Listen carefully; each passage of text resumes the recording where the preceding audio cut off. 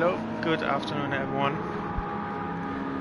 We're live for the final race of the year.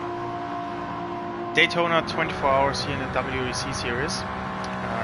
Yeah, we're going to start in about 20 minutes. Hope you made yourself cozy. And yeah, we are in for a really good race. Qualifying was already really interesting. The hypercars were I think 1.1 seconds all teams for 2 laps, so on average 0.5, 0.6 seconds apart only. Should be really close. And yeah, fittingly for the last event we have full grid.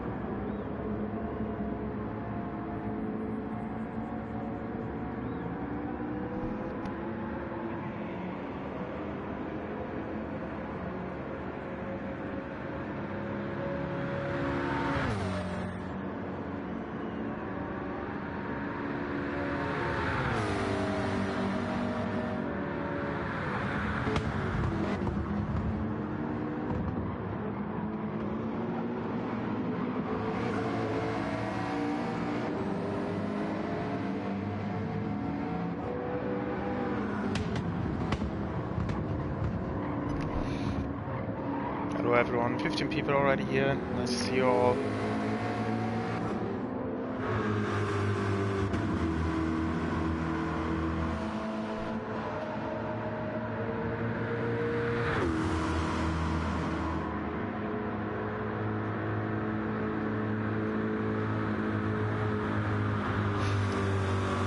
Hype, hype, hype. Yeah, hype indeed.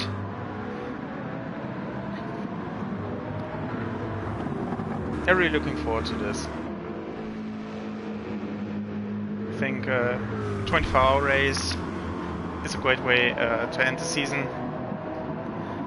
And yeah, Daytona, a real life 24-hour race is happening here in late January, so it's fitting. Also, I think it's a really enjoyable track to drive. Really high speeds. The bus stop is the right type of chicane, a fast and flowing one, and then the infield quite tricky. I think an enjoyable track. We'll see how easy or challenging battling will be. I think the best way or the fastest approach is to have as little drag, as much top speed as possible without losing too much time in the infield. And I'm betting we see a lot of slipstreaming and yeah, maybe some tactics with hybrid or fuel. And yeah, that over 24 hours. Squishy Ela, hi. Good afternoon to you as well.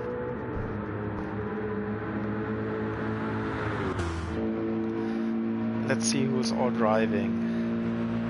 Eric Slim driving for RC this time.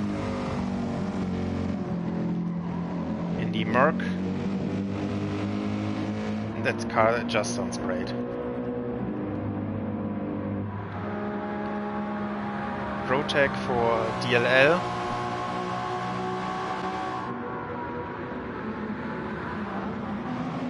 Well, so we have Glias for WSR.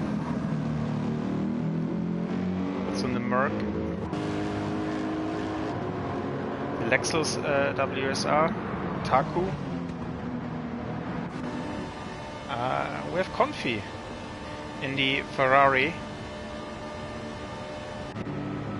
What else? Vulcan. Yeah, WSR prominent in chat again. Yeah, great that the team gets so much support. And I think that's a new addition to the delivery of the car. Before the rear tires, there's a digital panel that can display the actual position, which is within IMSA rules for their sort of hypercar. Nice addition.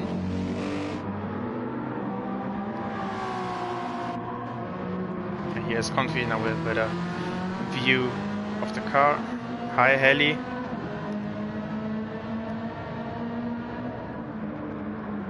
Thanks for tuning in.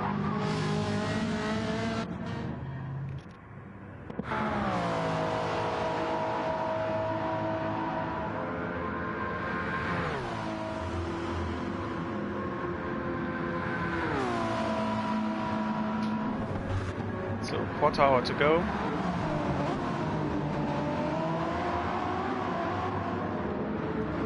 Hello there, General Kenobi.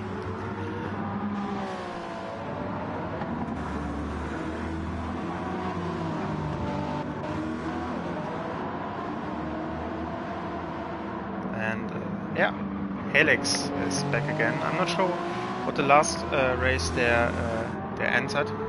They won Monza, if I recall correctly, the very first race. And if I'm not mistaken, they won Le Mans. Yeah, Le Mans winner. Nice. Phew. No mistakes so far into commentary. Yeah, I think the hypercar is a nice sound.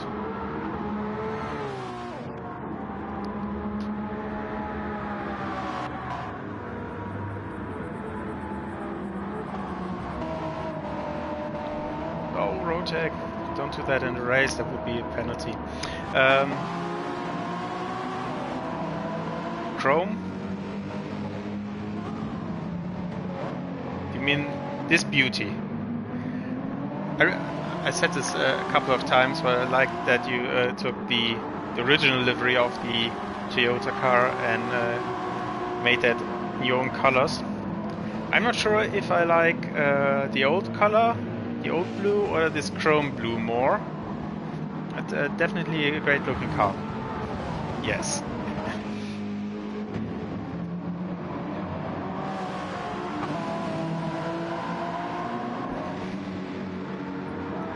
Let's have a look at some data.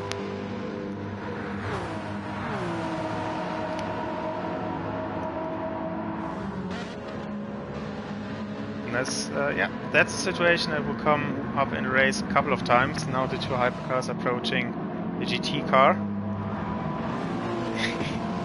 Yeah, annoying traffic.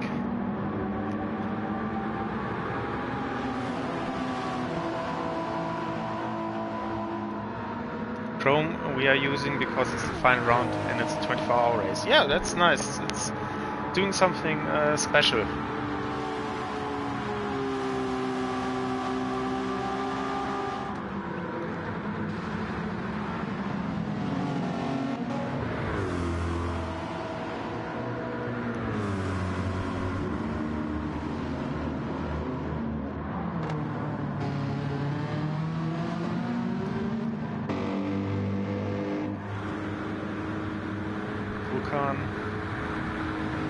Taku, yeah, familiar drivers.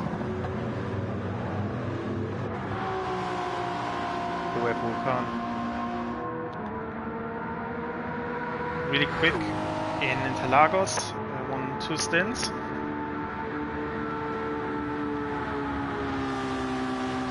Great top speed, 228, I think.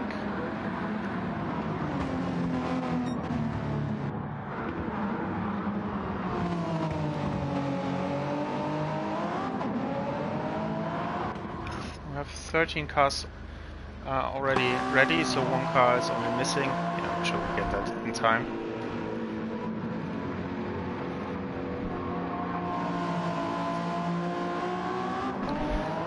Yeah, boy, it's been a long year. That's the 12th race of the season and the 4th 24-hour race. maybe you have seen the calendar for the next year already. We are doing 12 races again for next year, 6 races for WEC series, including again the 24 hours of Le Mans and the 24 hours of Daytona. Yeah, we welcome Fuji back, as it's back in the original calendar of WEC. And for Group 3 series there have been some modifications now, not Group 3, but GT series, which includes car from Group 2, 3 and 4. Maybe we do the full season this time, not just cherry picking. Yeah, I would like if more teams would participate more regularly. And Justin, if he sees the wind, yeah, 4 meters can be a bit tricky. Oh, yeah, Kyle found it tricky as well. Well, the calendar. We have Group 2, 3 and 4, and some mixed races, multi-class races also for the GT series with Group 2s and 3s driving together on track, or Group 3 and 4.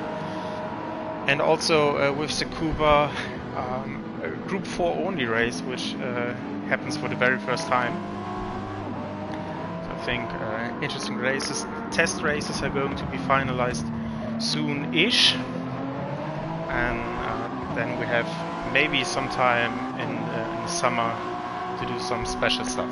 Let's see.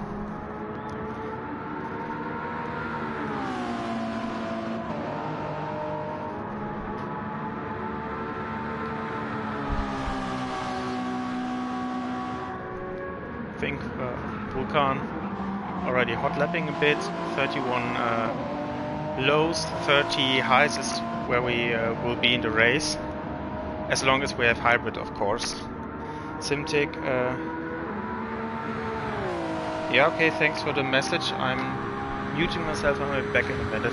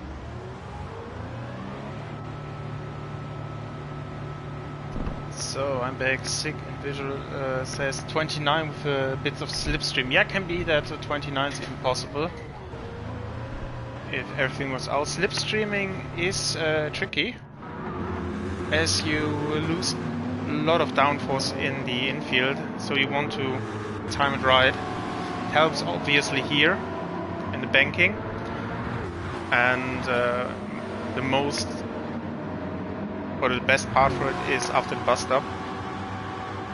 Grip is so much better now. Yep, that's right. Currently, it looks like it's a bit cloudy, so I think that is helping with lower temperature, thus a better grip as well. Something to look into during the race. In general, I don't think that tire wear itself is going to be a huge issue. But of course, any grip you can get, you want to use.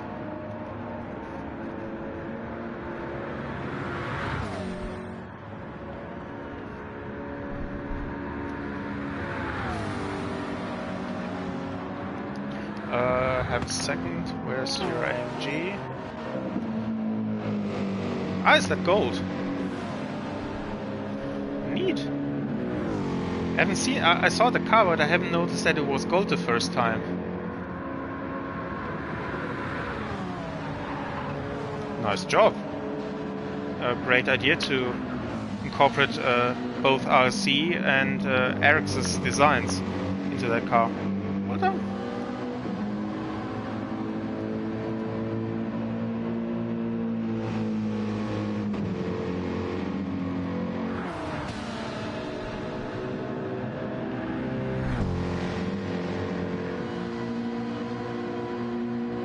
So the start is about 5 minutes away.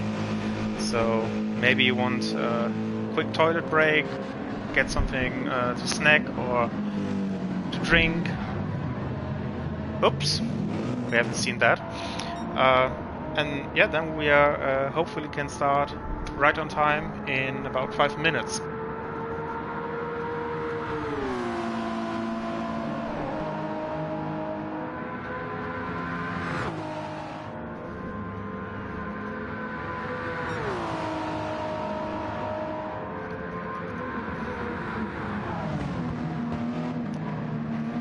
Thanks for 30 people watching.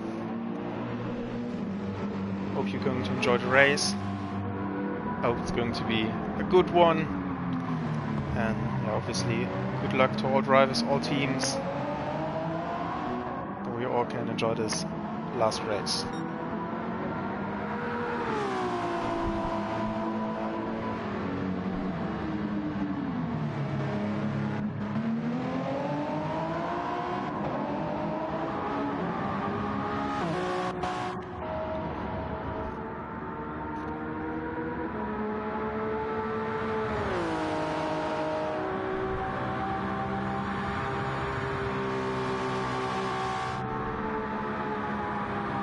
So one reminder, if any drivers are listening in, the preferred lines for the GT cars is the bottom line, the lower line through the bank corners. So the hypercars, if they overtake, they have to go on the upper side. So it would be easier if you stay on the low line, let your hypercars do the work.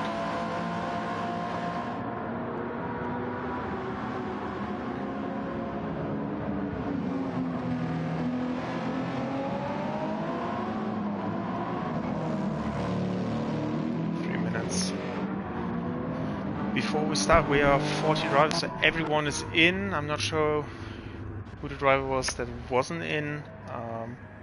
Doesn't matter really. Most important is that everyone is in now.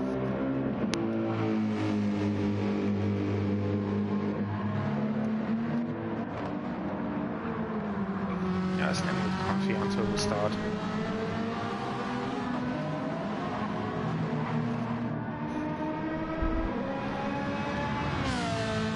Ferrari has a nice sound as well.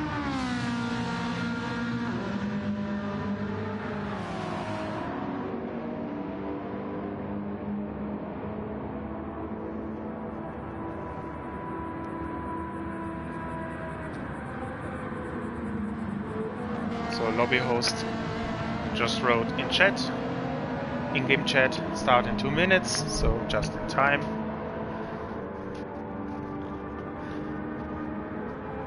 Yeah, we can start. It's about to happen finally. And I hope you're looking forward to this as much as I do.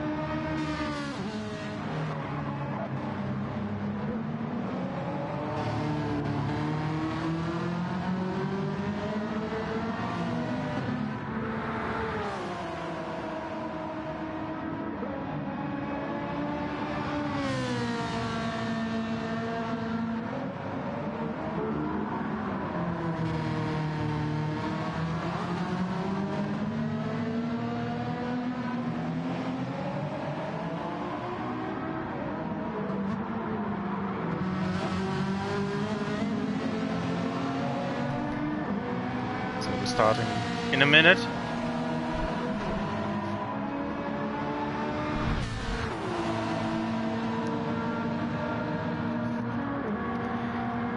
"24 hours of Daytona."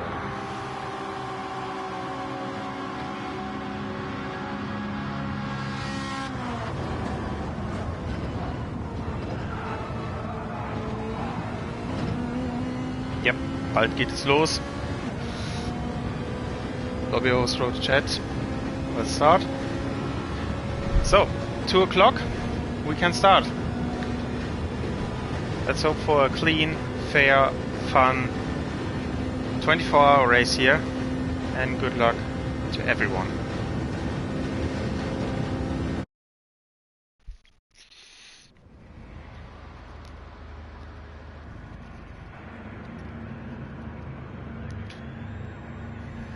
So, Ento will start on pole ahead of Vulcan, Rotek in P3, Dennis P4, Masma P5. We have Kyle in 6th position then, Sampa P7, Elias, Alex, Confi, Otaku, Slim, Wolf and Hammers in last position. So, let's go! 24 hours of Daytona here in Digital Endurance are underway. And Ento leads the field. But Vulcan with a daring move, really aggressive into turn 1, and nudges himself through. Not an unfair maneuver, I'd say. Then Rotek attacking and defending at the same time. Dennis looking for the inside move here, and that works. So, Dennis in 2nd position. Where is Ento? What happened to him? What happened to Ento? There must be some off-track happening. He dropped from 1st into 7th position. Rotek hold the position, gained 1 but lost 1 to Dennis. So brilliant first minute for both WSR cars here.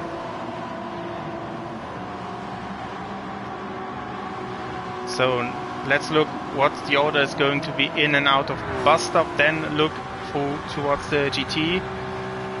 Dennis ahead and can defend. So we go through field. Masma P5, Sampa 6, 7 Ento, and then Elias leads.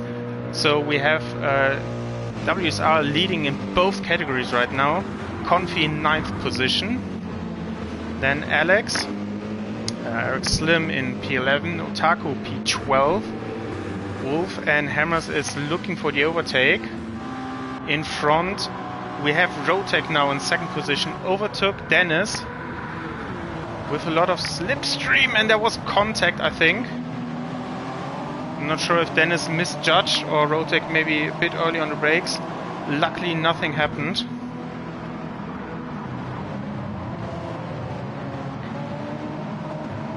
Kyle really close. Maybe also a bit of slipstream, and those two hindered themselves through turn 1, 2 and 3. And Ento close the gap to Sampa, so the hypercars are back together. Lia's leading, and we have Alex past Confi for second position in class. Confi having a look, but stays behind for the moment. Slim behind. Taku and Hammers successfully with the overtake on Wolf. Now let's see, Vulcan already with 2.5 second difference.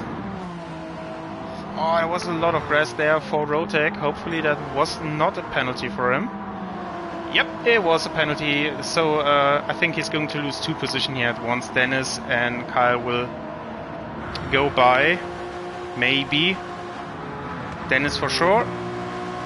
There, Rotek had to slow down. Covers the inside line, but no use. Dennis by. Rotek in P3 and Kyle in P4. And Ento already back 1 position. Rotek spun. Oh, stay put where you are. Rotek spun and has damage. Potentially too early on the throttle and lost the rear. Now with damage. Yeah, that race took a dark turn now. You want to drive the tank fully empty, so you wouldn't pit for another 40 minutes. So either he continues with damage or it's an additional extra stop. That puts DLL really far behind this early in the race. Well, Confi got second position back with an outside move here. Lost a bit of momentum. And was a bit critical in the mid part of the corner. Alex in P10. Looking for an overtake maneuver on Confi, at the same time having to look behind. Maybe damage isn't too bad. Yeah, but F, yeah. Let's see what the lap times are looking at, or if he decides to come in. Slim and Confi report Alex is lagging. Yeah, if you look at this view, that supports that statement. Thanks for the intel. So Confi got passed as Alex had to serve a penalty. Now Alex got passed with slipstream.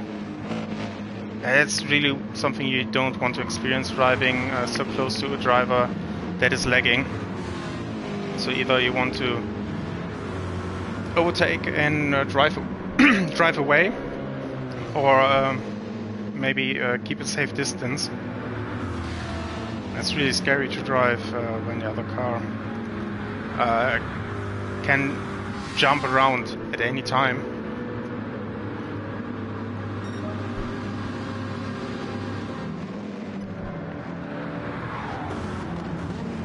And Confi was close, but not close enough for an overtake maneuver here.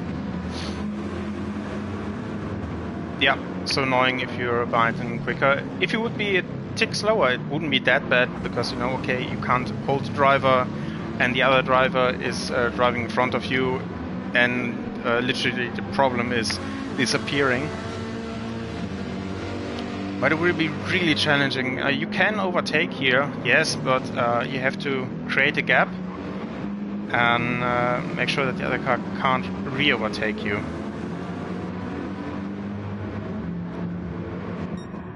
So Rotek continues. Last lap wasn't really representative. What do we have in front? Vulcan and Dennis. I think there was a small touch from the rear. Dennis holding on for the double lead for WSR in the hypercar category. But Dennis is really close.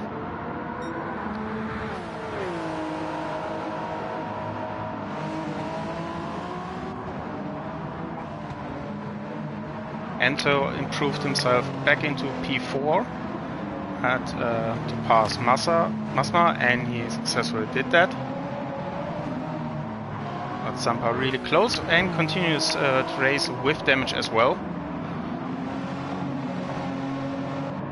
No damage on Masma's car, and lap times look okay. Obviously there's slipstream involved, but 33.5 compared to his best lap time are okay. And Rotek's lap time with a 32.7 isn't too bad as well, so I guess we see them continuing instead of pitting.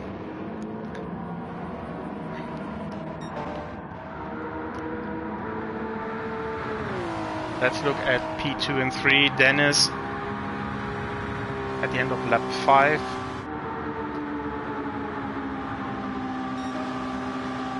With a personal best.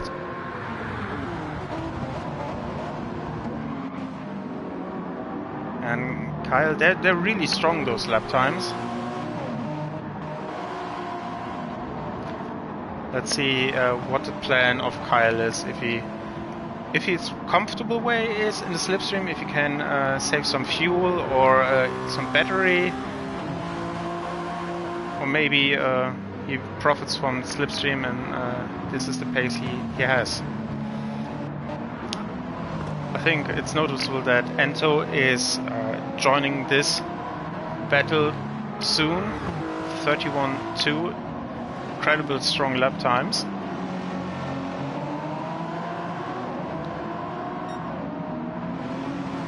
And consistent as well.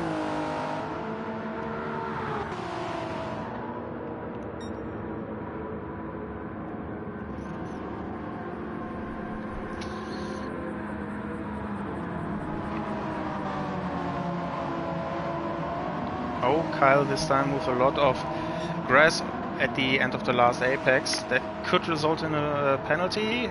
Seems like he got away this time. Not the best lap time, he was closer around before. And in the background we can see Ento coming closer and closer.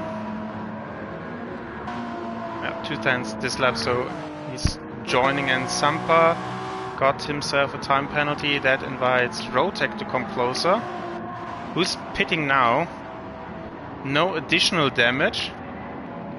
So he believes that the damage is too strong.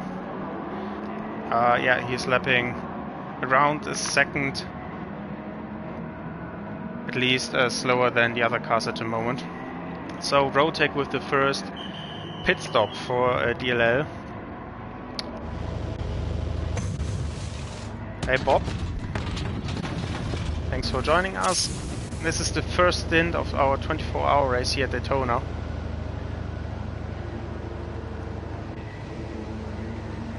So what's the strategy going to be like? There's a lot of fuel going into that car. 3/4 full. Yeah, that looks like he says F it and just give me everything you've got. Now the repairs. He's ahead of the GT cars. That's good news for him, because that could have been annoying and time consuming to battle those.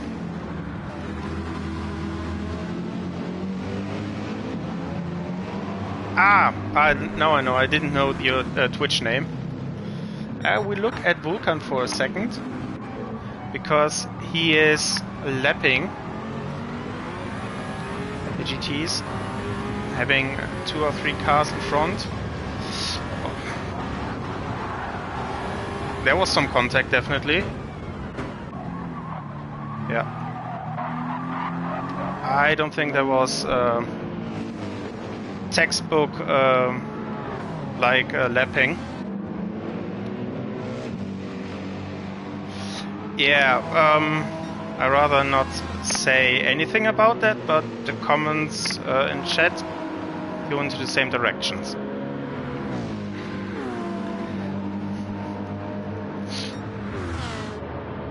Okay, back to Confi and Alex. Slim only a second behind, so really close. Now they are in the bus stop. So bad news for Dennis, who maybe had to slow down. Confi got a time penalty. That's annoying for him as well. I think he can hold the position. slipstream definitely helping to increase the gap to Slim behind.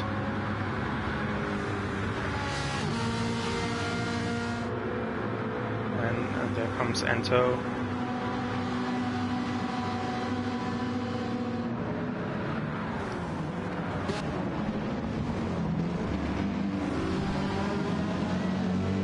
There, Ento got past turn 1. I think Alex lost a bit of momentum there as Confi got closer again.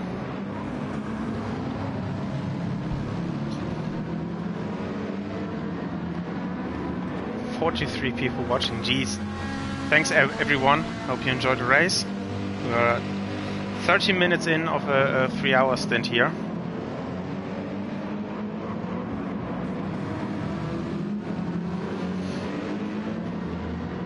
Blue flags already shown, so another car, I think that's Masma then, will come and pass those GTs. Now Confi with good exit.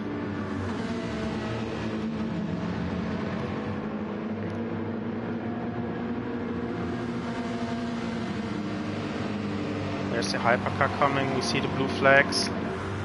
And the background, I think Slim is already overtaken, and there goes the hypercar. Oh, that's sketchy! And Masma shoves Confi wide. Yeah, that was a situation where Confi couldn't do anything. Masma. Yeah. I think Masma was still far behind and shouldn't have steered into the corner, but had to wait. Clumsy misjudgment, yep. Fortunately, nothing happened, no damage or spin. Confi lost some time and unfortunately momentum that cost him the position, and Alex got away by a second or two.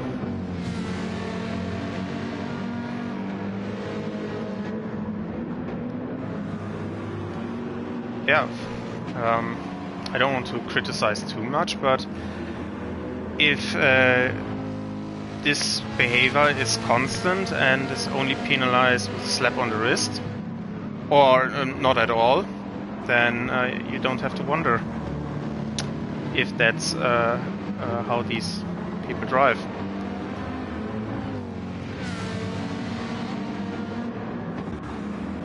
So what else is happening? Hammers is in P12, Taku in P13 lost that position.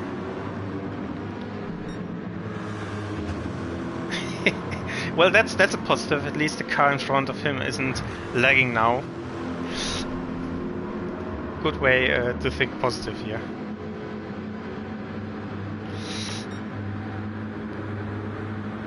Yeah. No sure. What should I say?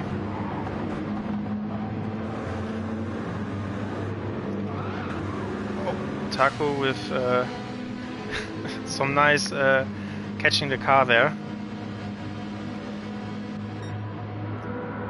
So let's go through the field. We have Vulcan in first position, doing really strong. Mid to low 131s, the occasional 130 high. So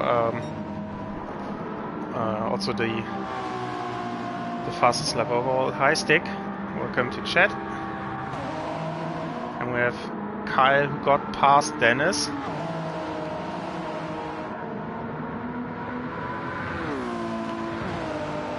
And is around 1 second ahead. So task is clear. Try to disappear.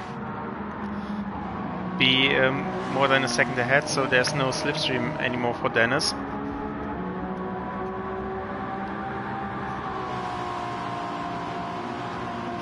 Unsuccessful so far. Dennis holding in. Then we have Ento, who had some issue in lap 9. 33.7, so there was one slower lap involved. Apart from that, getting back from the horrible first lap he had. Masma potentially now losing P5. Had to serve a penalty. Sampa closing in. But decides to wait. We could hear that he was on the brakes really early, lifting into the corner, not wanting to go for a move there.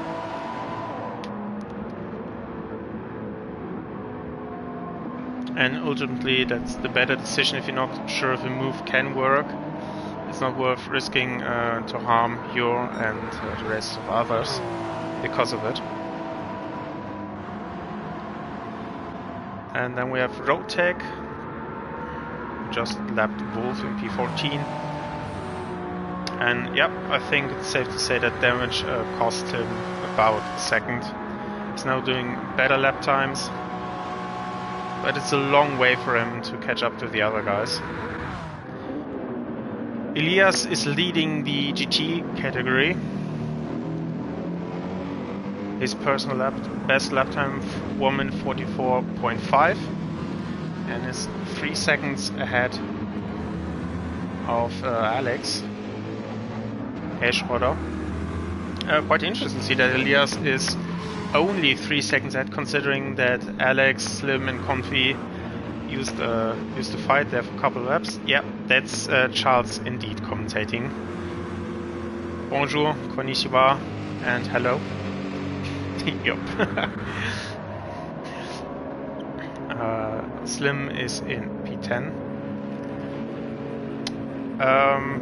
Well, a bit lonely is not the right word. It's within 2 seconds of the driver behind and in front, but looks like he's not really gaining on Alex, and just shy of the slipstream that could help him to gain a couple of tenths and maybe to fight for that position. We have to wait for that a bit longer.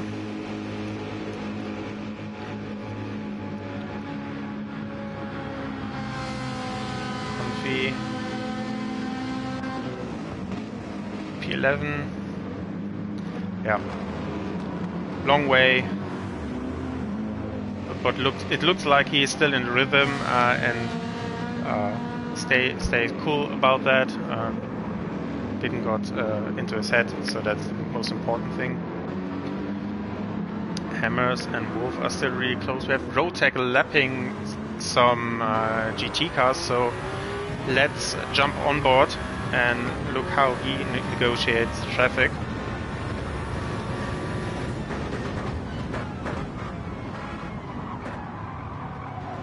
I think that's the West Horseshoe. Onto the oval course now. Taco made some room and Hammers leaves the inside. So really nice cooperation here. Rotek didn't have to do much here as the GTs helped him. Now he has Confi. Confi can stay in his line, and that works out well to not disturb both drivers getting the line. Stick Flipsy is not driving.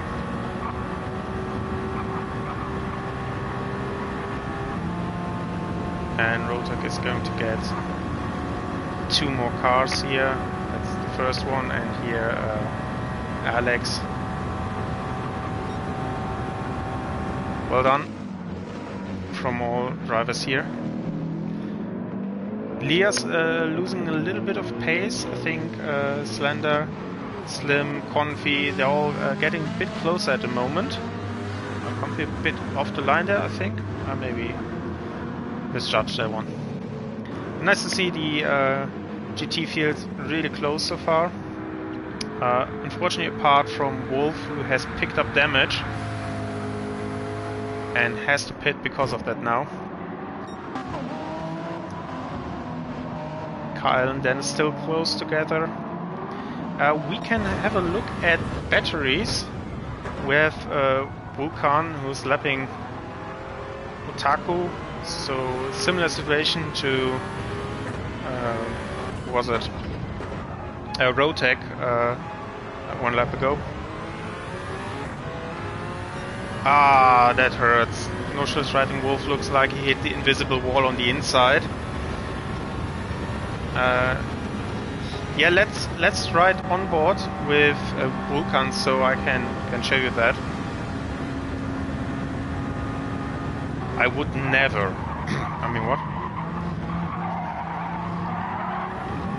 Unfortunately, the pit exit has no visible barrier, so one could, in theory, drive over that part of the track. So PD thought, let's prevent that by putting a wall there, but as there isn't one in real life, let's make that invisible. So you can see there is the pit exit, and you get really close to that part, and behind the white line is an invisible wall.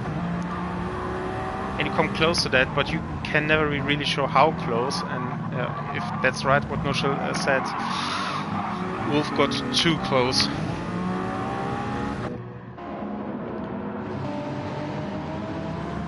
Kyle and Dennis. I think Kyle overtook Confi there on the outside, while Dennis waited and took the inside.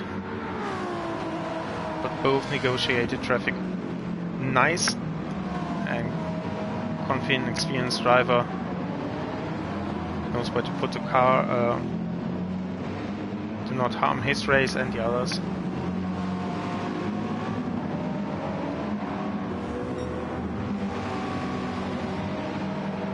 Hello, Alpha Blitz. Looking good at the moment. Vulcan is leading, Kyle is in second, but Dennis is really close in the slipstream and is hunting that second position. 53 versus 56, so a bit more hybrid usage from Dennis.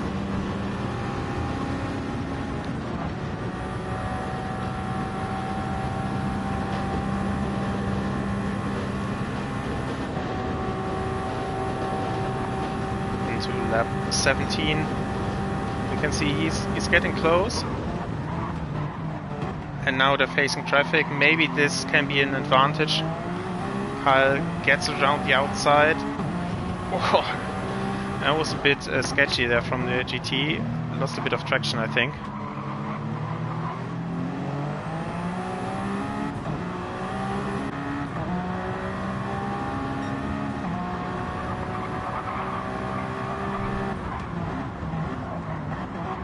Bit of different lines here. Kyle for very late Apex leaves the door open and then is a bit more direct line. How's the exit? P4 please, 1 second. Let's look if something is developing here. Doesn't look like it. Ento in P4 had, he started from pole, but something wasn't right. He lost all the positions in hypercar class. Now in P4 again, around 5 behind. Is doing very similar pace as the two in front of him. And 24 seconds ahead of Masma. And Sampa lost a bit of ground as well. Given that he's driving with damage since the early laps, it's understandable. Rotek got closer, but not really enough, I think. Hardly quicker than Masma, I suppose.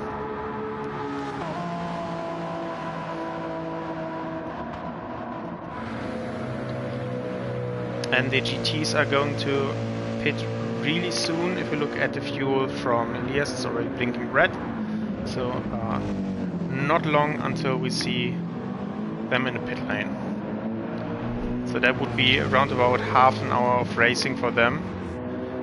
Tires look really good, especially fronts. Let's see, I think as changing the tires takes so little time, we will see tire changes for everyone.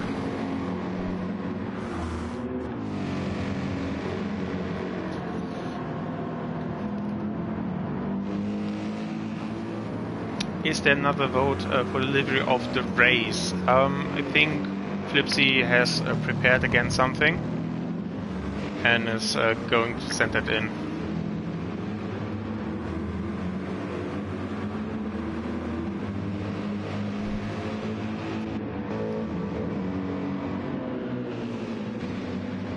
Slim around the 1 second mark, just within slipstream range. Hey Kevin, hi.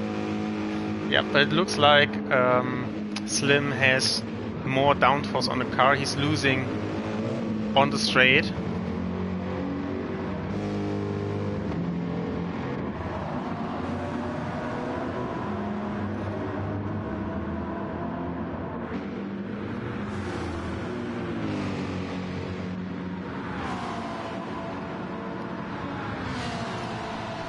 Hammer's 3 seconds behind Confi, Otaku only 1 second behind him. But I'd imagine that the Lexus usually doesn't have the best top speed, has to sacrifice a bit more to get there.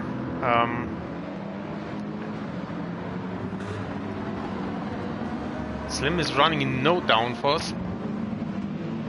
Where do we have him? I went too far. Here we have him. I think he lost on the straight when he wasn't anymore in the slipstream. 2 files through the kink and Sampa behind. What's Sampa doing? He's taking the inside line, takes 1 GT on entry and can take care of Slim for the next corner.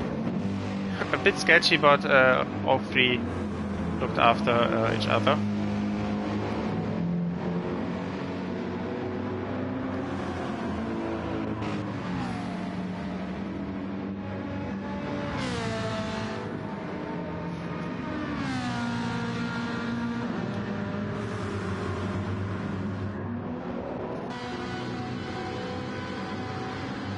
Hammer's going to pit really soon. As usual, really great fuel usage by the Lexus. So Taku can go a bit longer, potentially save a full pit stop over the other guys.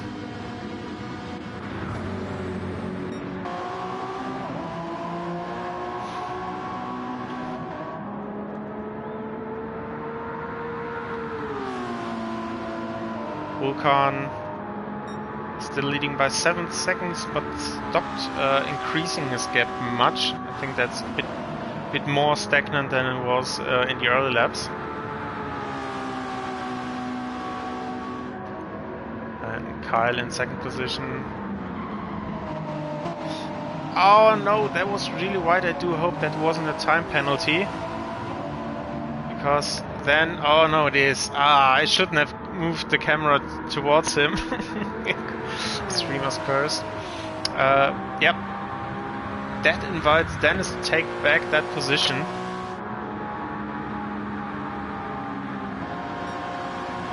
And he managed to get ahead and slots in front. Covers the inside line, important.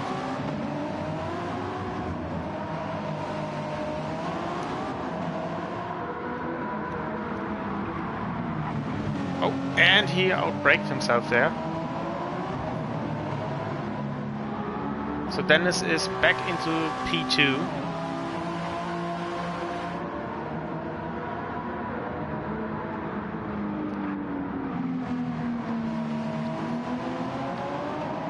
Catching up, Electronic Games teams. I'm racing for the GTC car in the last stint. First ever long race for me. Yeah, good luck. Most importantly, have fun, and yep,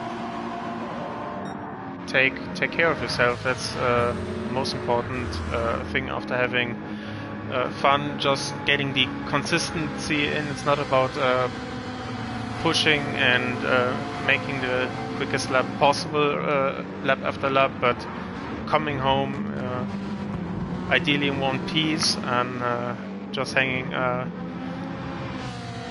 Probably 50 good laps is better than having 10 brilliant laps, but 10 shit laps.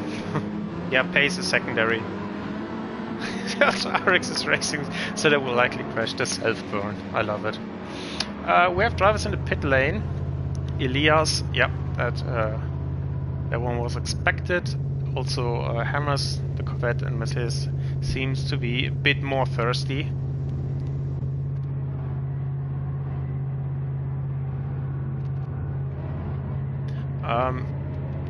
If you have troubles, yeah, have a look into setup. Maybe changing the brake balance more to the front, or putting a bit more downforce at the rear or less in the front should do the trick and make the car a bit more stable. Bit different strategy? No, Elias was just a lot more earlier in the pit lane. 92 liters, so that's what's that going to be? I assume about an hour of driving for him with that amount of fuel. Hammers with less fuel, refueling around 3/4, has Masma behind.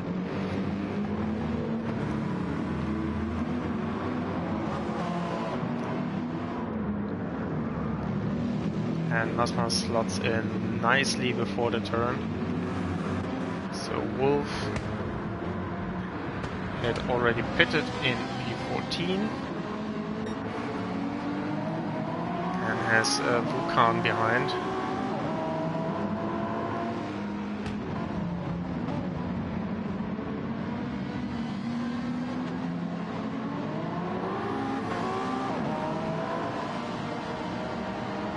So Nushel, are you engineering now? Setup engineering?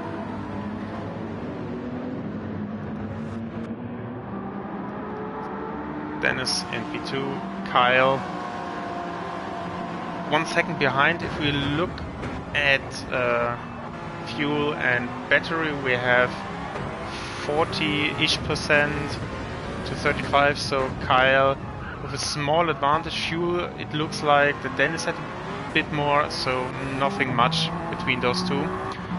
We have Sampa in the pit lane, who's the first one to pit scheduled. Rotek is in P7 after he spun on the exit of turn 1 and damaged the car. He continued for some laps but had to pit. Now he's in P7 because no one else pitted from hypercar class, and refueled the car with 100 liters, so he's quite heavy at the moment. So the chrome is definitely noticeable during the pit stops.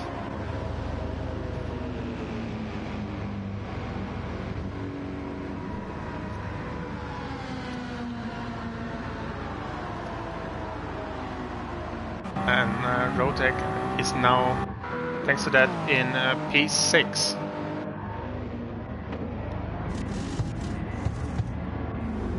Quite a long pit stop with 64 liters, and the hypercar comes out in traffic.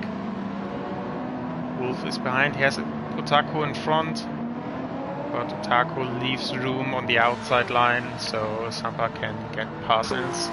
25 behind Rotek. Kyle is in the pit lane as well. Yeah, they're all coming in soon-ish.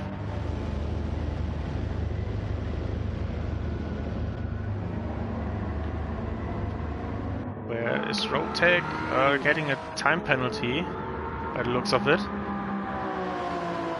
Or was he good? Was apparently good. Maybe, depending on how much Kyle is refueling, Rotek can get around him.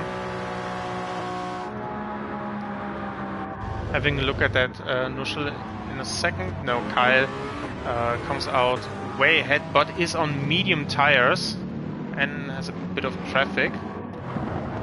So what's happening here? We have Sampa P7. So Slim is currently leading because he was in the pit lane. He's going to pit now because the fuel tank is literally empty. There's nothing left. Confi, yeah, we know that Confi is always good on fuel, and He can continue for a couple more laps. Now Confi's in the lead of the GT cars. And then we have to wait a long time until we get to Elias, who already pitted. And Hammer's in P3, and we had Alex in the pit lane as well. And I think Alex, if we look at the fuel, we can understand how Hammers got by, refueled the car a bit more, so Hammers got the undercut. The Confi advantage has come into play now. No, Confi is always playing the long games in those endurance races, which obviously makes sense. He's always good to his tires and looks after his fuel. Most times, unfortunately, it has to be said, Confi also finds himself in some drama during the race, which is not caused by him. So most of the times he's rather unlucky. Maybe that changed sometimes. So Slim, now back on track, fell behind Alex and Hammers. We have Vulcan in the pit lane as well. So the leader in the pit lane.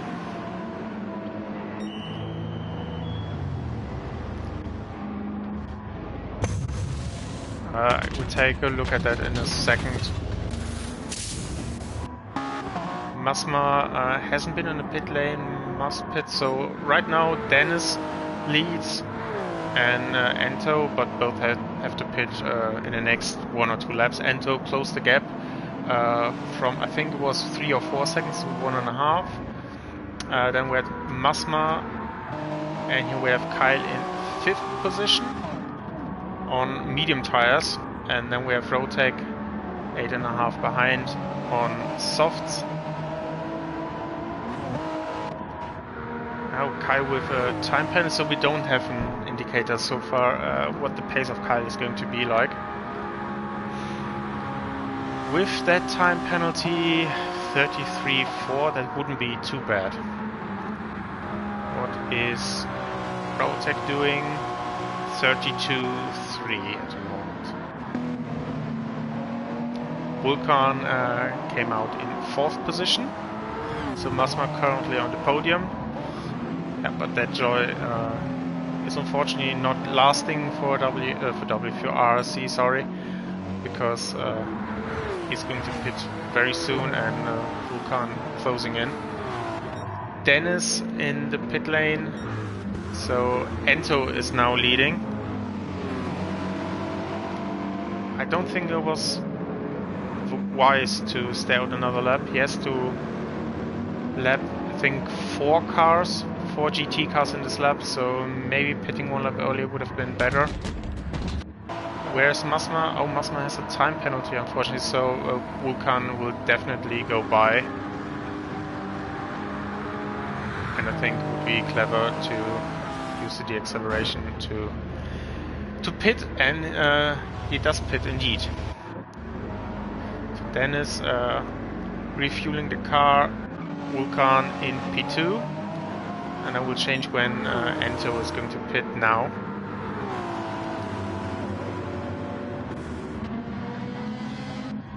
Sorry, Elias. Let's look. Confi still going strong. Taku, as expected, Lexus. And then Elias was, I think, the very first of the GT drivers who pitted. Yep, lap 18. Yep.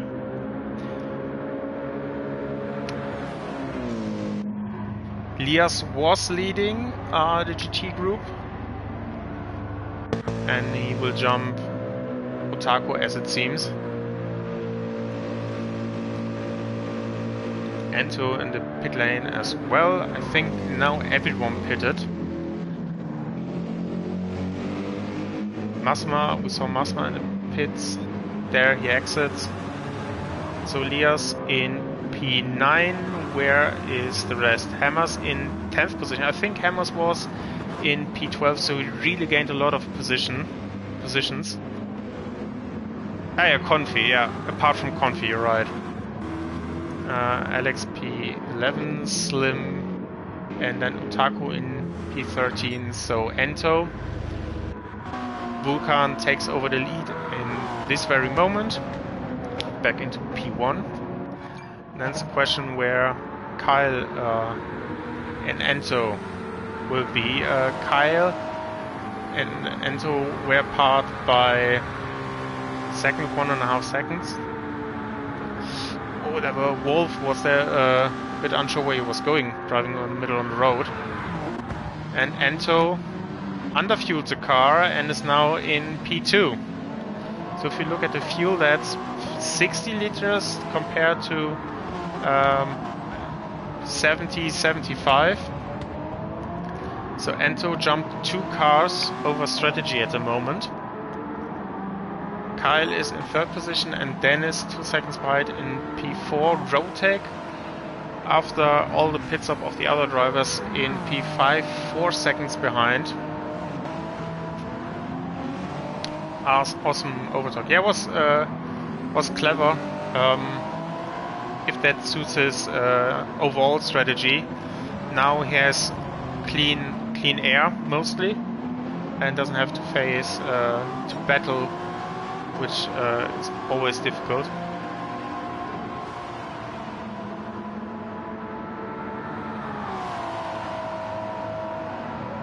So I'm curious how Rotek's pace is going to be compared to the others, as he's a bit out of sync here and already on rather worn tires.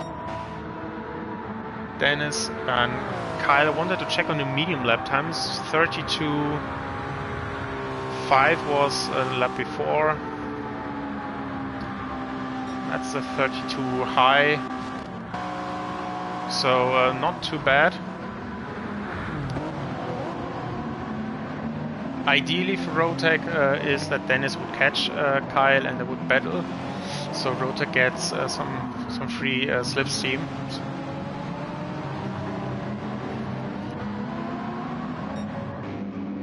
And yeah, Enzo's goal has to be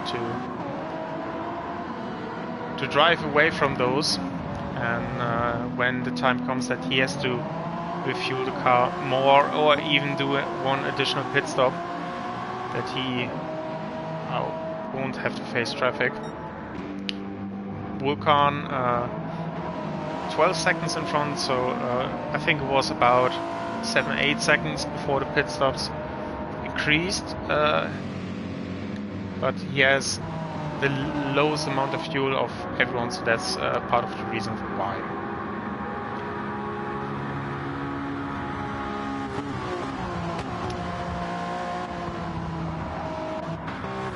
So looking where Confi is, still going strong. 45 minutes reach. I think that was the goal that he set for a strategy, reaching 3/4 hour, which is impressive, as I think the first GT car came in after a bit more than 30 minutes. But now Confi goes into the pit lane.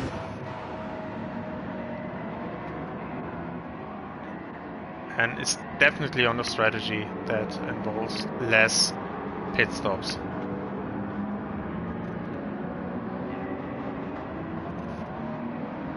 Tire wear is also really strong. Confi spent ages in Alex's slipstream. Yeah, that's a good strategy. I think it's safe to assume for Confi that the others were on a strategy that involved a bit earlier pitting, so this way you can easily save some fuel. Elias a minute behind at this point. But yeah, refueling will take ages for Confi. I assume he will refuel the car with 100 liters. So unfortunately no more leading the category for him. Elias takes over P8 now. It's P1 in class. But now Confi is done. Where comes he out? There he is. So Confi, come on camera, jumped Alex and Hammers, who was behind and was probably due to the undercut going to be in front of him, is still behind. So Confi did a mega job there. And now in second position in class, 3 seconds behind the leader and on a potential better strategy.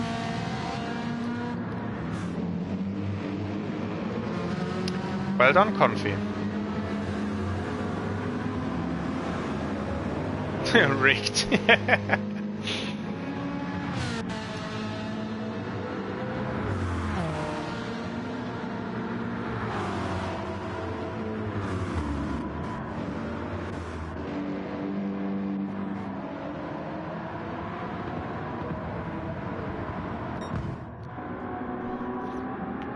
Vulcan is extending his lead, but is running out of battery very soon. Oh, Confi there with a half-second time penalty. Dennis and Kyle are interesting because of the strategy. Kyle with the medium tires and slightly worse pace, now demoted into P4. Dennis got past him. Rotek only 1.5 seconds behind, but Rotek is running out of battery soon. We see 2%. So he's pretty much out of battery. Gets Otaku before turn 1 was a bit close. Oh no, don't tell me. Where's Confi? Where's Confi? I don't know. Ah, god damn it, Confi. Nushel, you probably have some more insight. I saw that he had a half-second time penalty. I assumed that was for cutting the bus stop chicane. Was it his own fault or the Confi method? Ouch. Yeah. Big F for Confi.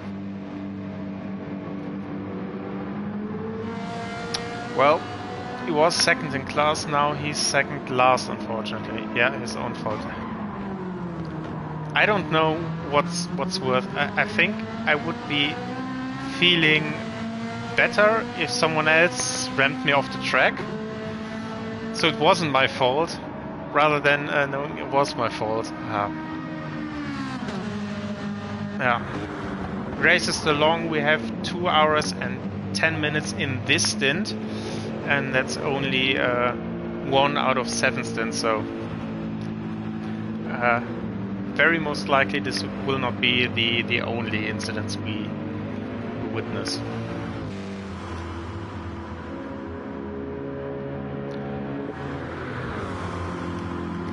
So GT cars are a bit spread out by 1.5 or more seconds. So nothing is happening here right now. The hypercars are also a bit spread out, but I think we see battle here. Let's jump on board with Rotek, who follows Kyle by 1 second. Yeah. I doubt that everything runs smoothly. Still sucks though, yeah. Rotek is my teammate and he spun, I think, in lap 3 with damage, so yeah, can happen. I'm not angry with him or whatever, but yeah, definitely not pleased how things started for us. Also, if everyone has one mistake free, then Rotek already used that mistake for my team, so I can't allow myself to do a mistake now.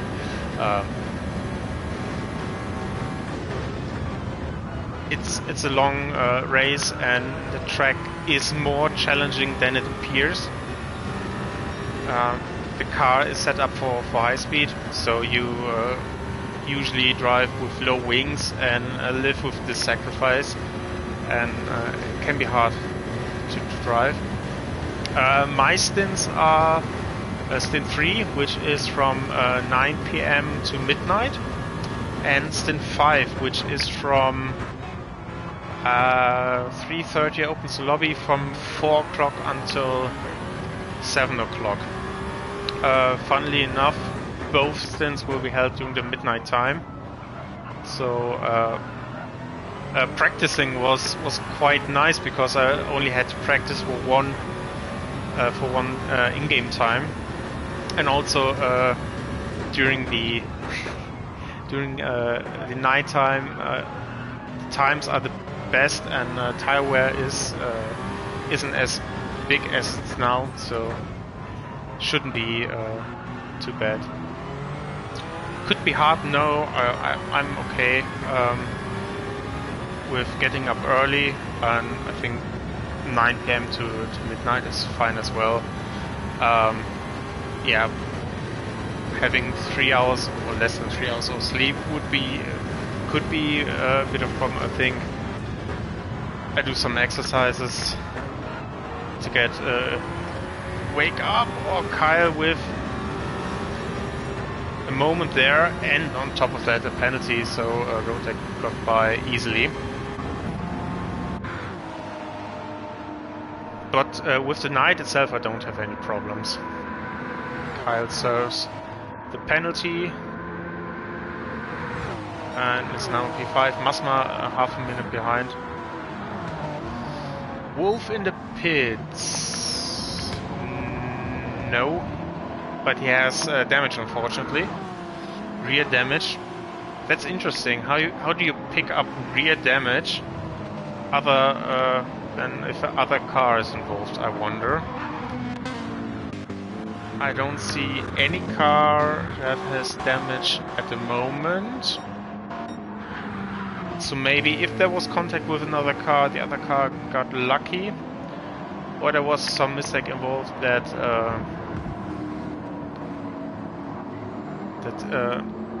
made this damage. I'm not sure.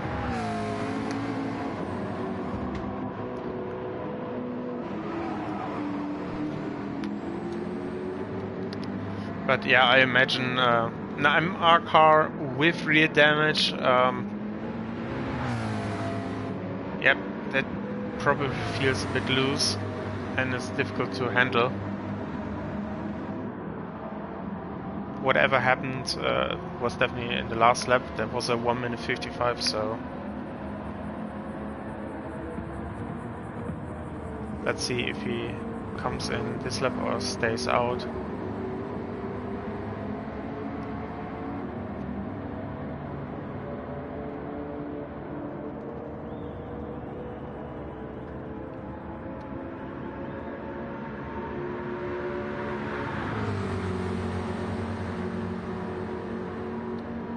And appears, no, he goes in. So repairs for him. I see two cars really close. That's Rotek and Kyle. Rotek had a really slow last lap, 1 minute 33.4. Maybe a time penalty involved as well.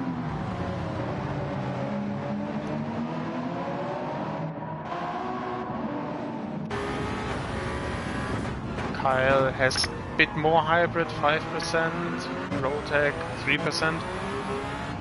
Let's see if that can help him. He's in the slipstream. But despite the slipstream, Rotek is pulling away. That speaks for less downforce on the DLL car compared to Kyle's car.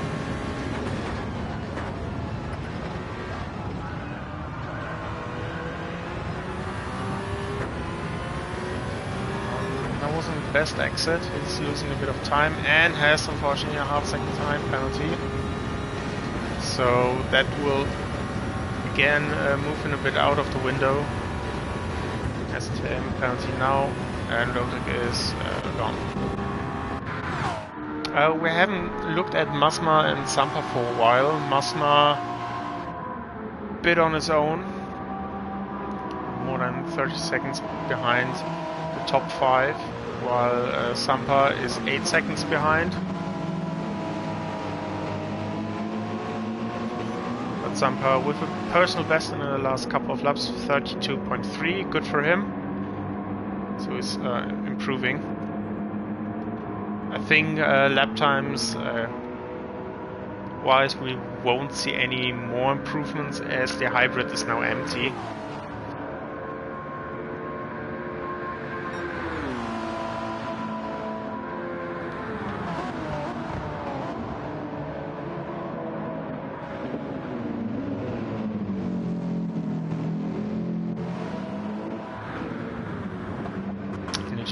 Field, P1 and P2 a bit spread out. Alex is in P3 and Slim 4 seconds behind. Otaku not so far off. We have Confi and Wolf. Wolf is really close but more than a lap behind. Well, 1 lap and 50 meters around that.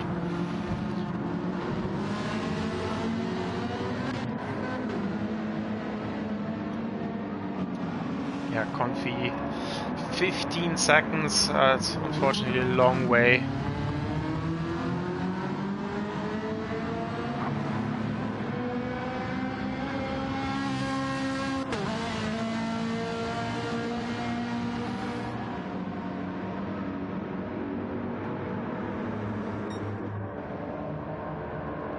In front nothing has changed, Vulcan still in the lead by 15 seconds, so Ento lost I think 1 or 2 seconds, nothing too big, but it's a constant time loss.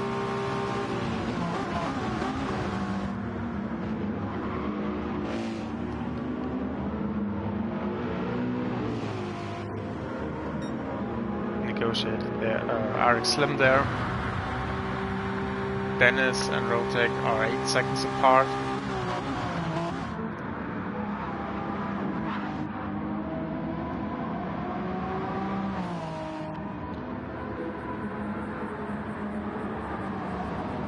And Rotek not looking really stronger or quicker than Kyle at the moment.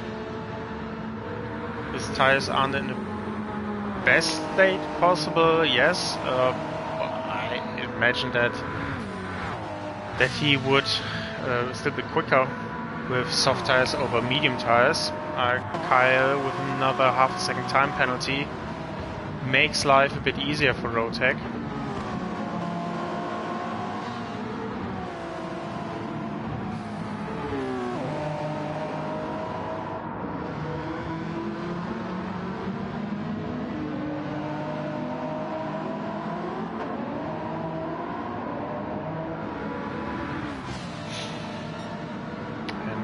Pass there before the King. That's really a tough spot to pass. Either you have to make the move clearly before or have to wait. 2x2 there is not working.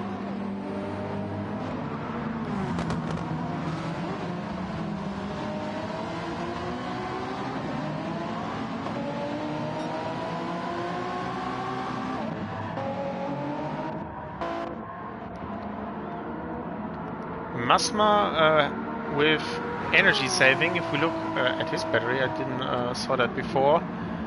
He has a lot of battery left. 60% after 1 hour. If he continues like this, he can drive with hybrid for the next full hour at least. And I think he's the only one. If you look at all the others, they don't have any hybrid left. Oh, Dennis pushes the Mercedes of Slim away. He was a long way back and tried to go to the inside. It was a bit risky. Rotek. Yeah, Masma is the only one. Also Sampa with no hybrid left. So potentially Masma could be stronger in this second hour where he has hybrid compared to the first hour where everyone had hybrid.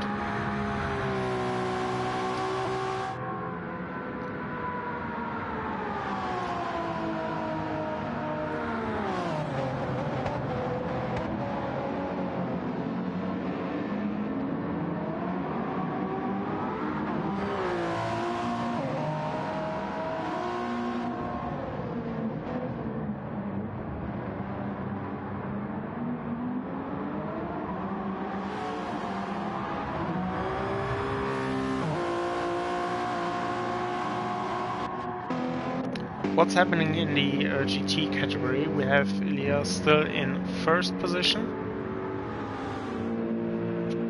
Lap times looking really consistent, 45.2, 45.3, 0.0, 0.1, 0.2. And this lap time was again a 45.1, so strong consistency here for Elias. Hammer's a bit slower.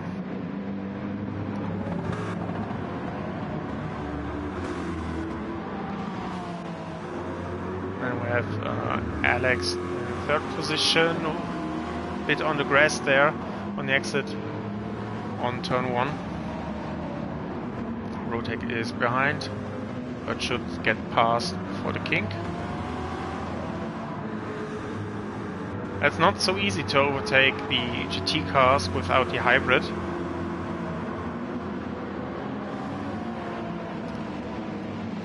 Sometimes the straights are not long enough and you need a bit of time. Oh, Kyle there almost with the spin. I think you saw that in the background. And Slim. Oh, we have yellow flag for Kyle. After that almost spinning at the second horseshoe, he definitely had an off moment there. Looked like he was in the barriers, but no damage apparently, so maybe he avoided that, or it was a very, very light impact.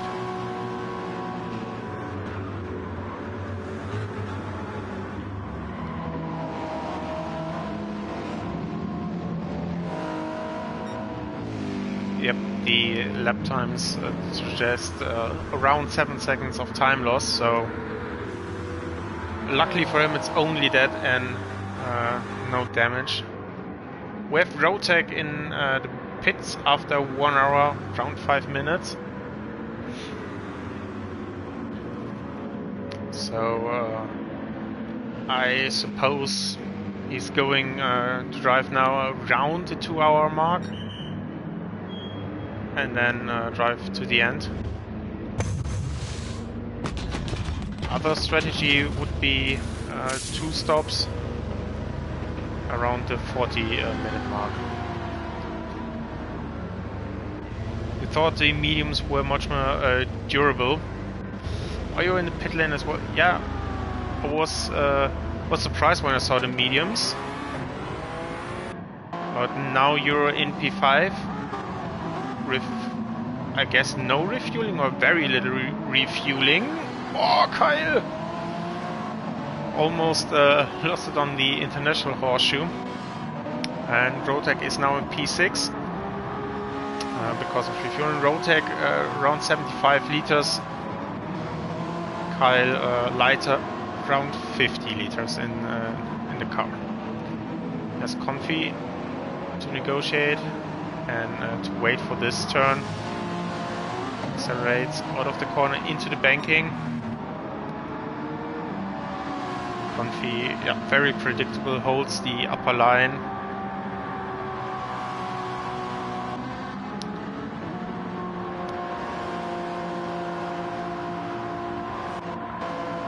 And Sampa got really close to this battle, 1.5 behind. Has a lighter car, a bit more tire wear, yes, but maybe Sampa can join this group.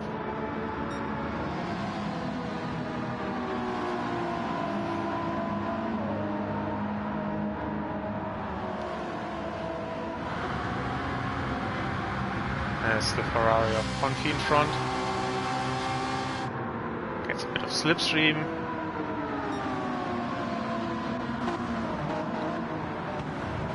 So, Masma now back in 4th position after the pit stops. And Kyle is only 2 seconds behind.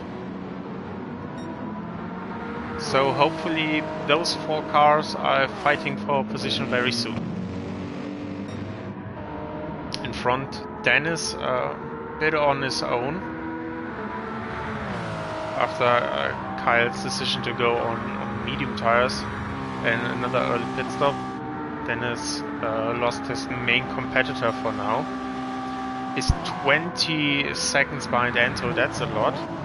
If we look at the lap times, nothing crazy, some 33s and 134 indicates that some mistakes or traffic, potentially also time penalties could have been there, but in general not matching the pace of Ento, who's doing 31s or 32s. And Ento has gotten closer to Vulcan. Vulcan with a slow lap 43, almost a 34 lap time there. Could be traffic. If we look at the traffic, there's a lot of cars coming up for Vulcan.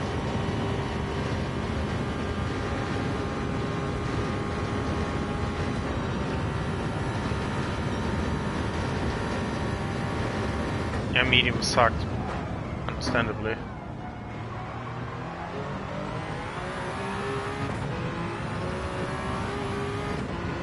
There's a lot of cars now for Vulcan.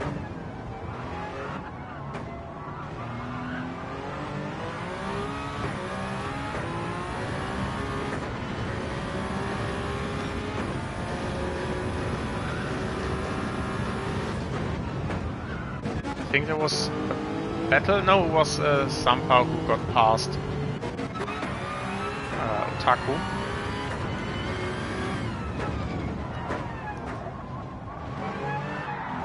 Oh, well. Look out, Vulcan. I was a bit too much on the throttle.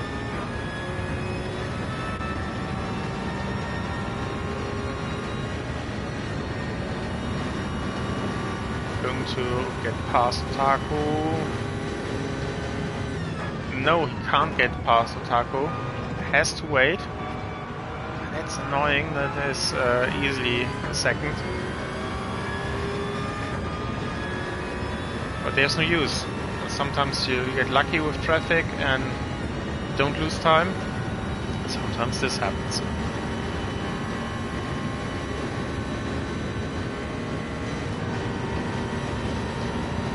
It's past Slim here. Into turn 1.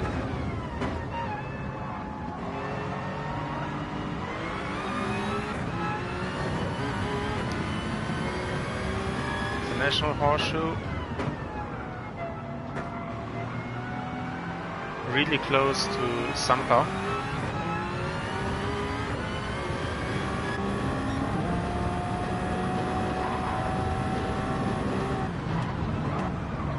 That's a daring move. Oh. We have a yellow flag. Was that for P10? No, we still have yellow. Why do we have yellow? Unfortunately, I can't see the reason why. Good news for RSC, it's not comfy. Yeah, maybe we'll see that in a moment.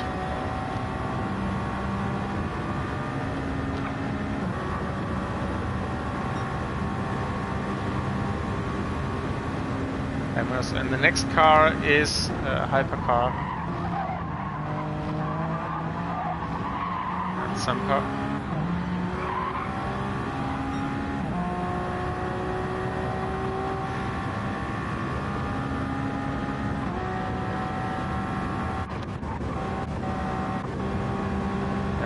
Flags.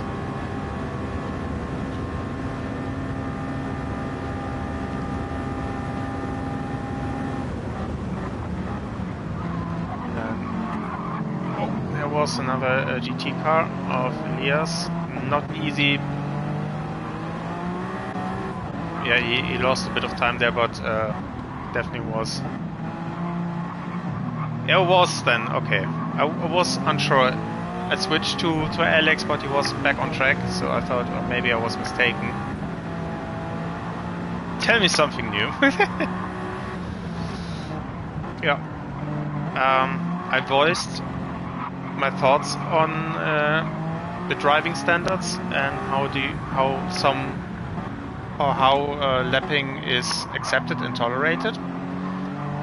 And funnily enough, even I got a penalty for Interlagos, where I said the other driver did something wrong.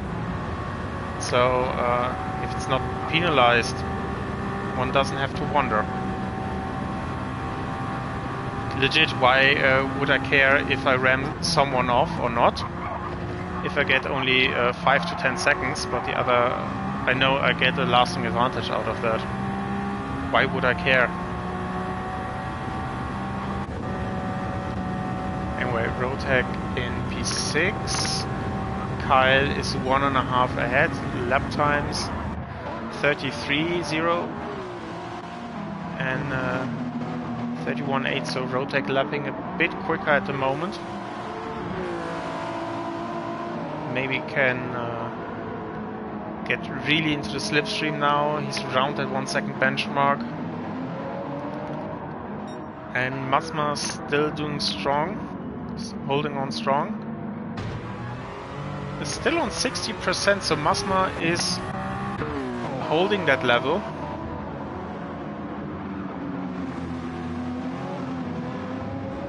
And is doing a good job doing that.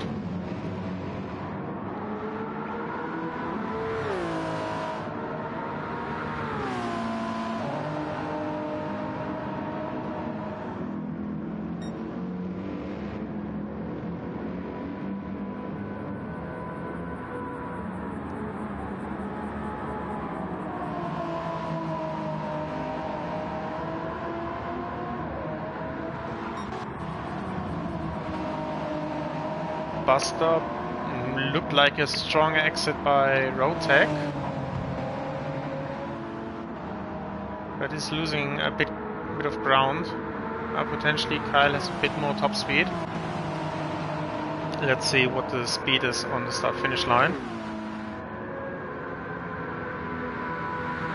26.7, Rotec around the same with a bit of slipstream.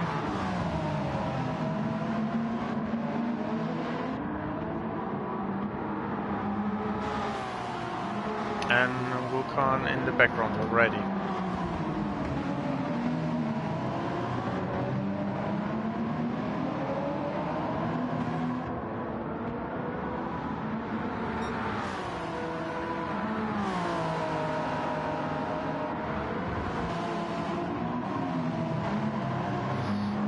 Yep, unfortunately Kyle got away, almost 2 seconds, so this battle is not happening at the moment. And we'll look elsewhere what's going on.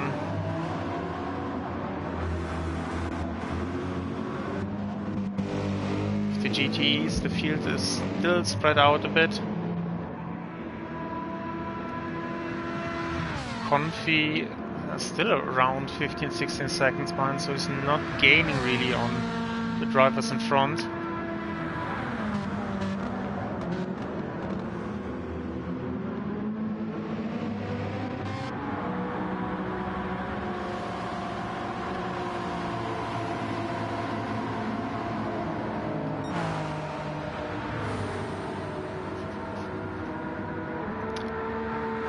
Let's have a look then again through the field and look at fuel and who's going to stop when. We have Vulcan in P1, 10 seconds ahead of Ento, both around similar fuel levels.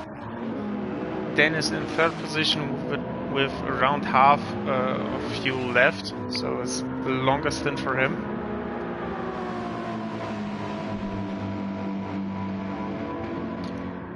Masma around the same fuel as Vulcan and Ento, still with a lot of battery left in P4. Not really an exciting race by Masma, apart from that one contact with Confi. Masma not really involved in anything, which is a good thing, I'd say so. Putting his laps to the best of his ability and no mistakes. Nice to see. We got Rotec ahead of Kyle, so there must have been some mistake from Kyle, as the gap was around 2 seconds last time we checked. Now Kyle is back in P6. Must making his own business. Yes. Must making his own business.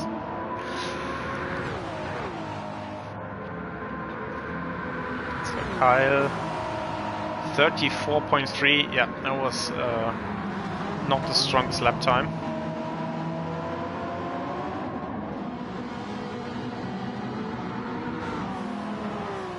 So really crucial now for WEC to get away, to not give any slipstream. Opposite for Kyle, it's important to stay within slipstream.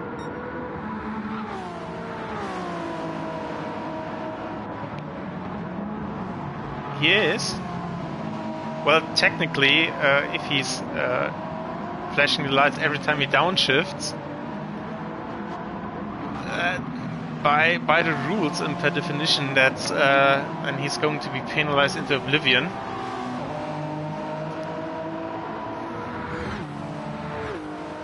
It's battery winning.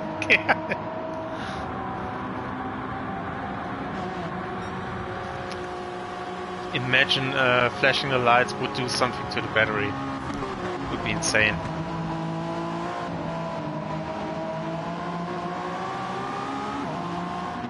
I got a decent exit and it's just within slipstream. That's enough to gain a couple of tenths for free down the straight.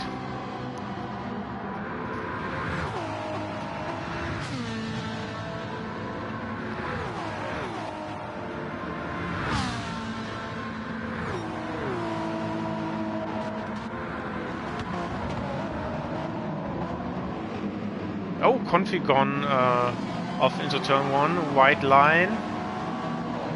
Oh, and he was in the middle of the road and cost road tag. Who got spun? Where is Confi?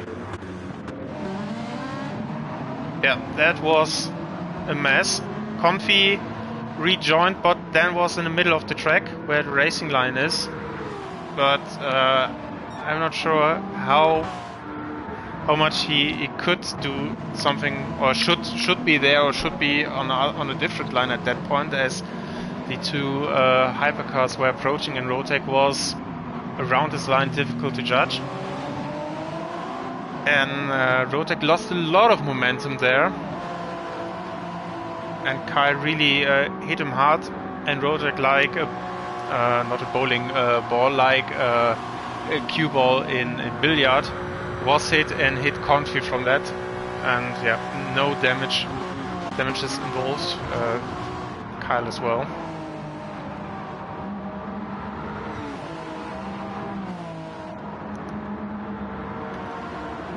Yeah, I feel like Confi after that mistake should have given more space if possible. But yeah, it's difficult to judge after seeing that only once.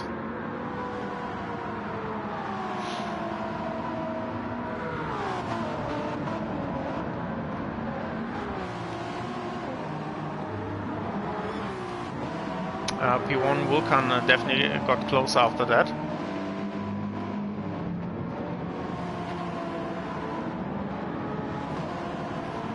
Those twos are shown blue flags. Just for clarifications, blue flags are shown ridiculously early in this game.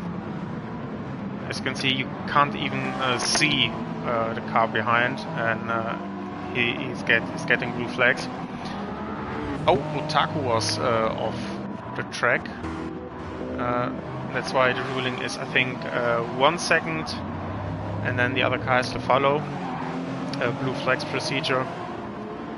I have my opinion on how this rule should work, or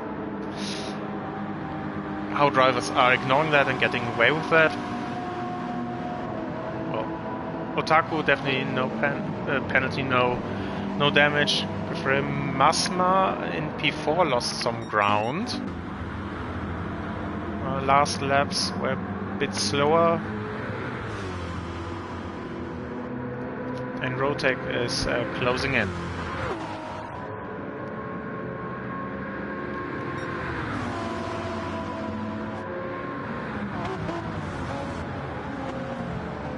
Yeah, that. It was glorious.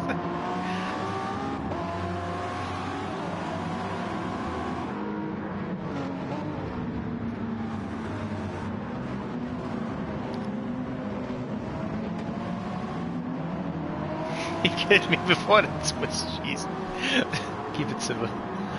So Rotec looking to take P4 off of Massa in a couple of laps, but still has Kyle in his mirrors, who doesn't let go. Every time he builds a gap and he's out of slipstream, Kyle fights back and gets back into slipstream. And then Heli just kills himself. If I wouldn't know which race that was, I should ask which one you meant, but yeah, it's a canon event, like he always does.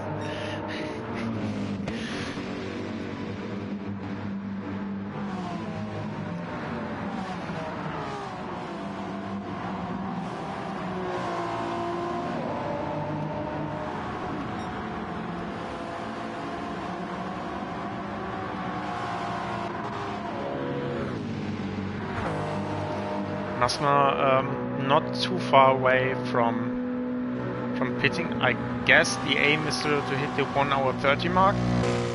That would be halftime of Stint 1. And then he can make the same strategy again. Rotec again with traffic. Elias was on the racing line and he had to wait through turn 2 and 3 before he get past. Hang on. Oh, it was blue flag, I thought it was yellow flag. We have Slim with 40 liters, and you wanted to see Alex. Alex, I'd say less, 35, 30. So Alex has to pit earlier, maybe 2 to 4 laps, I'd say.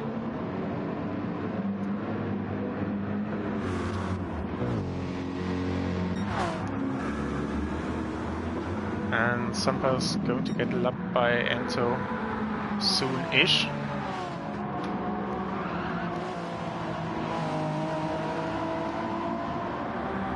Rotec almost in slipstream range.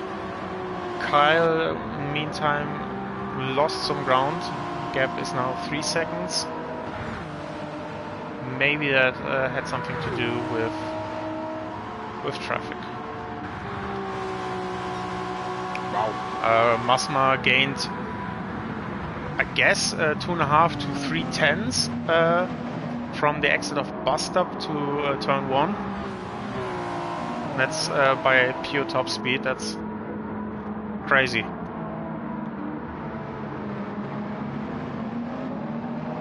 Interlagos PTSD flashbacks. Yeah, we had a practice race yesterday with Masma, and he braked early on some occasions, or earlier than we expected.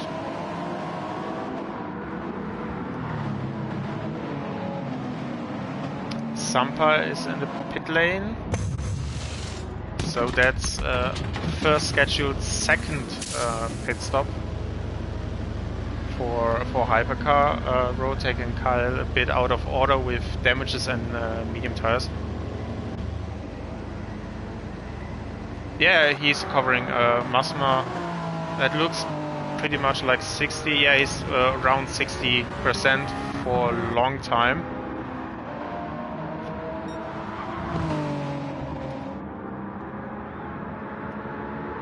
And Kyle again, he was 3 seconds off. Now he's within a second again. And where is Sampa now leaving the pit lane? So it's on track ahead.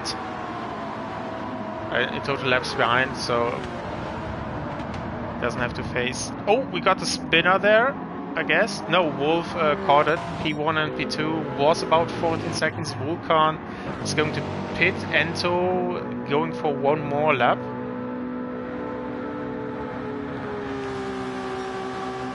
Ento had a slow lap in 54, so that's maybe the reason why the gap opened up again. And around half time, yeah, we can expect some pit stops soon.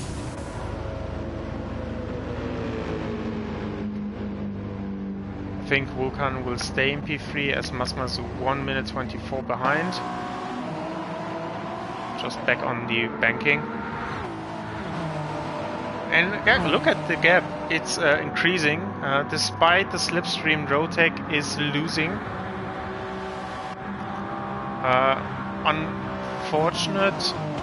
Fortunately for Rotec, Masma has to pit this or the next lap, and then he has clean air again.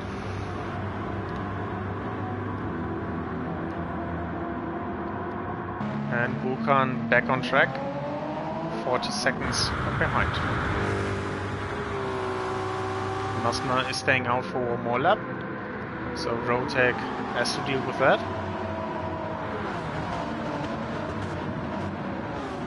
But he's having a look into turn 1. He's a lot quicker in this section.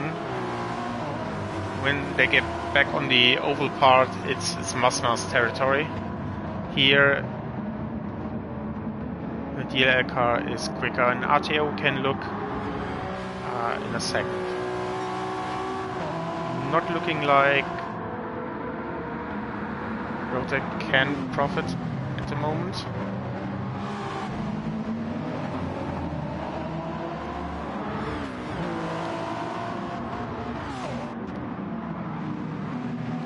And now Rotec will not have the top speed. Masma will drive away.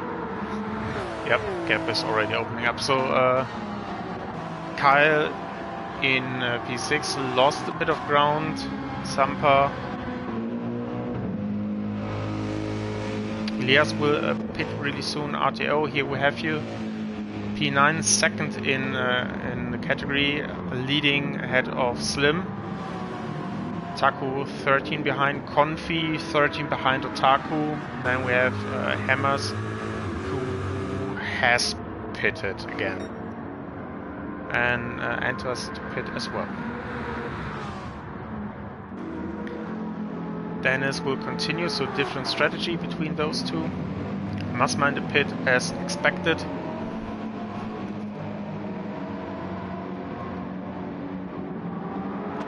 And Rotec now with clean air, but still that annoying Dutch red car behind him.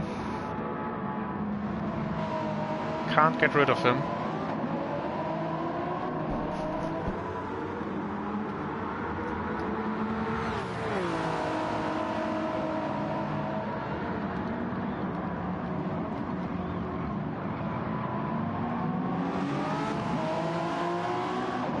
Ento in the pit lane as well.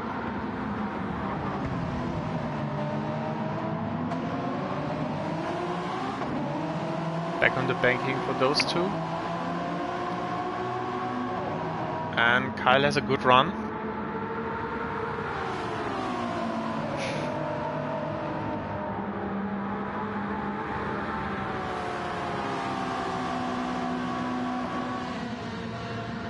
Closing the gap now, he needs a good bus stop. Look decent, although the gap opened up, dirty air is really prominent there. And Ento now back on track. And the gap around the same, gains a second or two. So Vulcan in P2, as Dennis has to pit one more time to be equal on stops with them.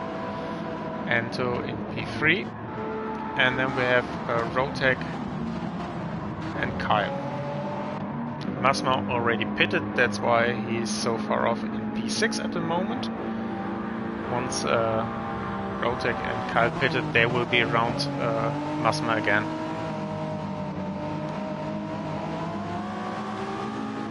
Yeah, pretty close so far. Annoying It wasn't meant in a bad way.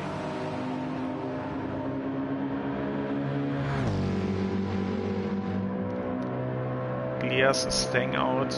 No, he's coming in. I want to say for one more lap, but he has to pit now.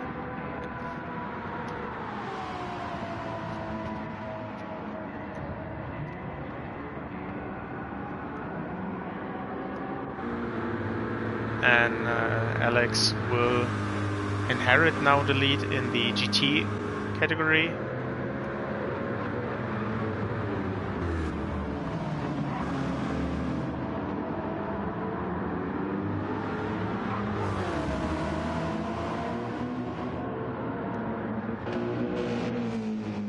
Slim in second position now after the pit stop. Taco, Elias from P1, he will fall down behind Confi. Still refueling, but yeah, he will definitely be ahead of Hammers.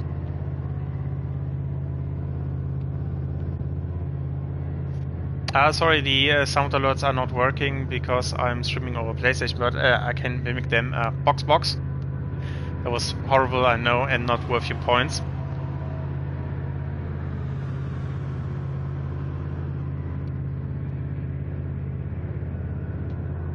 Very long pit stop, but now the Mercedes has as much fuel as he can hold, and it is really close with Hammers, and the Brit goes through.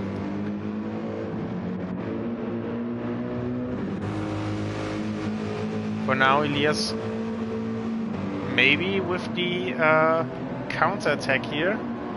Hammers covering it up. Covers it.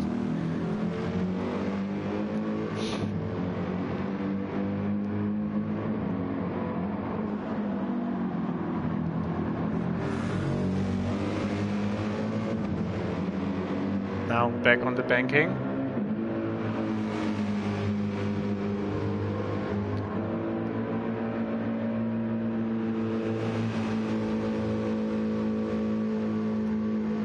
Now it goes to the outside, not the ideal position. Hammer still in front and with the inside line. I wouldn't dare to go around the outside there. He tries, unsuccessful.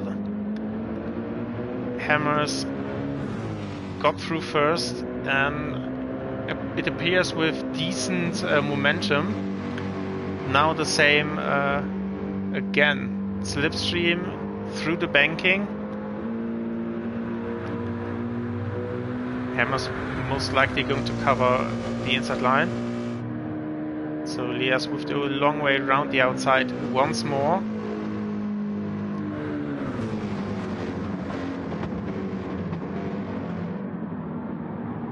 Trying to get earlier onto the throttle. Hammers with looked like a weird line. Now International Horseshoe late on the brakes. No. Great racing. Now the next hypercar is coming up. That's Masma. So potentially traffic can play a role here.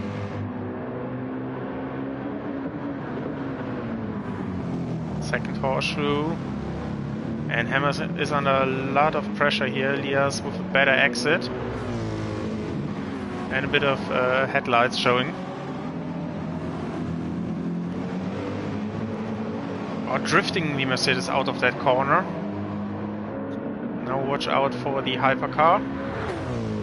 Basma goes to the very outside to be sure that there cannot be any contact. Vulcan is coming up, so hopefully they see him as well.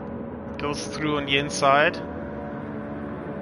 Hammers again ahead for the bus stop. Good exit.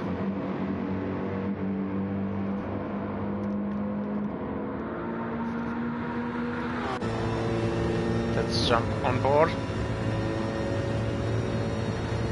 260 already. Yeah, nice racing though. Really enjoying this. He's ahead, but now hitting the limiter and the wind, obviously. And Hammers didn't fault that anymore. Or does he?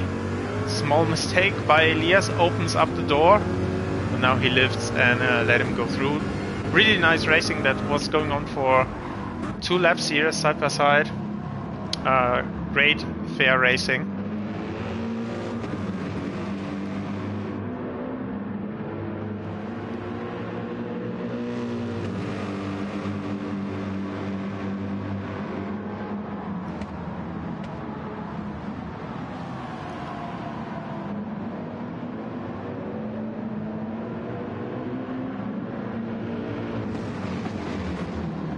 Let's see how the exit is, if Hammers can take the position back.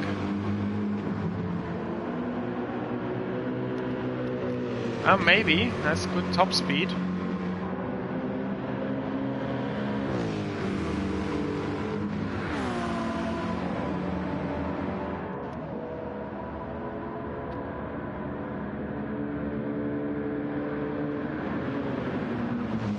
And they have Ento behind who has to wait through the bus stop, annoying for the hypercar. It looks like that's settled for the moment. Dennis still leads. Must take another pit stop, but potentially has 1 pit stop less to do than Vulcan or Ento. Hello Maxi. Yeah, looking good for WSR. P1 with Dennis. I think he has 1 stop less to do. Currently he has 1 stop less. So equal amount of stops left, I suppose, for him. And P2 and 3. Here we have Vulcan, who was leading the race for the most part.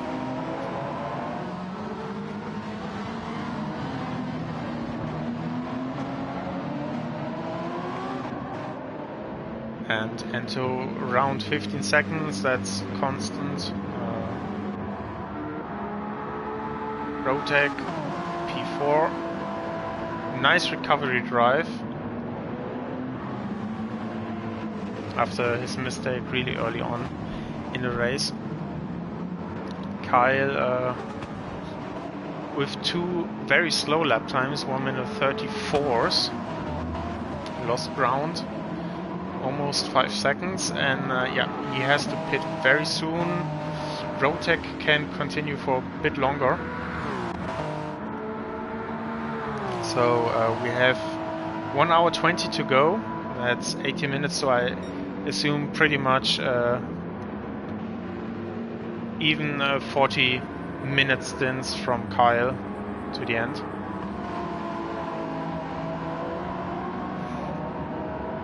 I suppose he can do 1 more lap with this amount of fuel if he decides to.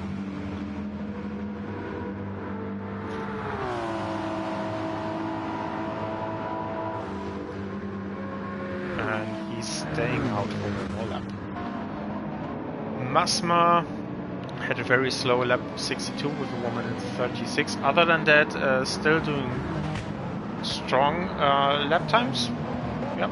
Decent, consistent, and he looks after his battery quite nicely. That's around the 50% mark. Sampa in P7. Then we go to the GTs. We have Alex in the lead, and he can continue for some laps. I suppose it's his final stop, and then he goes to the end of the race as well. Slim. Similar situation, 3 seconds behind. Otaku 17 behind Slim, around 20 seconds behind the leader of the class. Confi, oh, I shouldn't have shown him. Time penalty for him.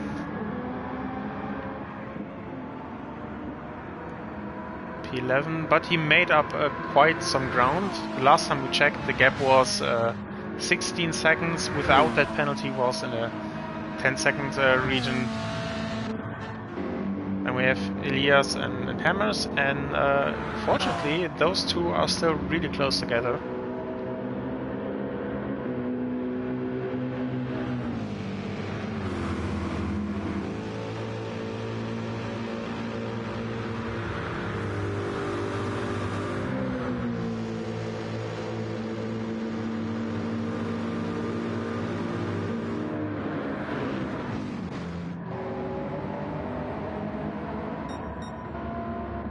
And Kyle is now in the pit lane.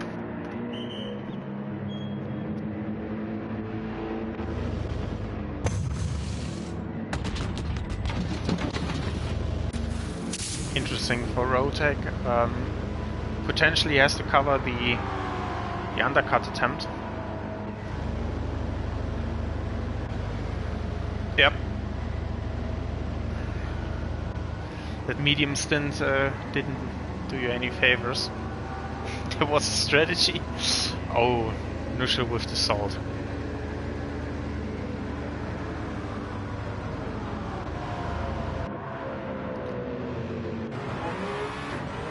So Kyle rejoins in 5th position ahead of Masma, who's more than 20 seconds behind, so Masma lost a lot of ground.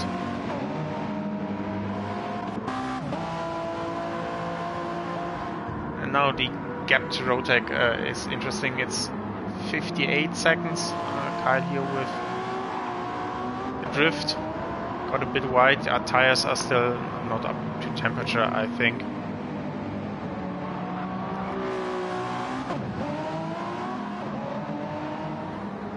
Thanks Flipsy for the pole livery of the day. You know the drill.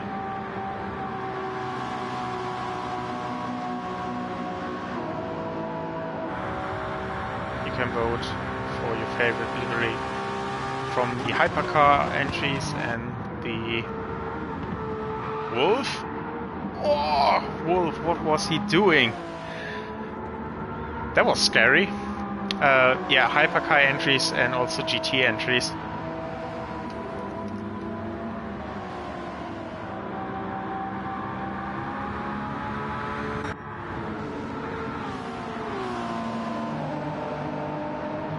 Ento, yeah, of course. Ento is still in 3rd position, 15 seconds to Vulcan, so that's around the same as it used to be. 40 seconds to Dennis. Yeah, interesting. I think Dennis is going to pit soon, and the last hour 10-ish he can do on one with that one pit stop. So he's going to the end after that, while Vulcan and Ento will have to pit one more time after that. So it will be a lot more refueling for Dennis. But only one stop, so difficult to tell how that's going to play out.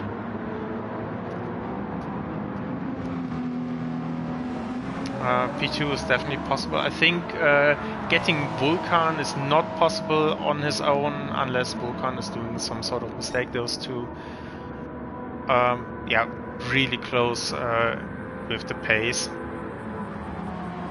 But hey, it's only stint 1 of 7, and if you go anything below half a minute into the second stint, for sure nothing is lost.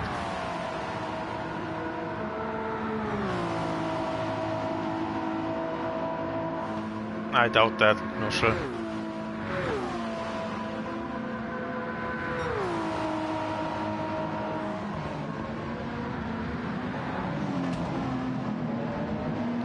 Also, I want to say nice, for no apparent reason at all.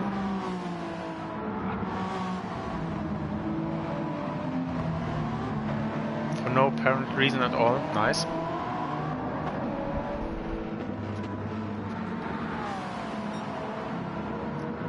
Come on, chat, no reaction towards it at all. Disappointed.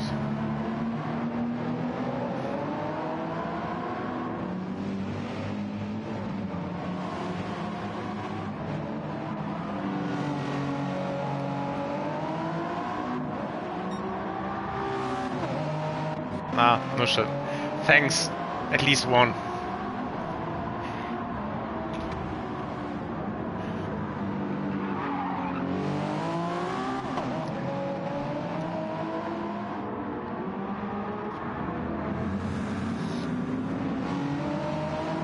Did he do it again? Vulcan? Or who do you meant? Oh no. Look at the number of laps.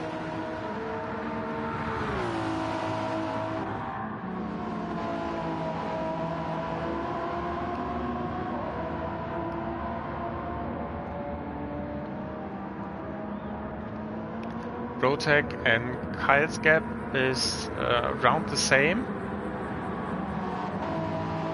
So it speaks a bit more for Rotek as he is doing the same pace with Kyle's in a worse state.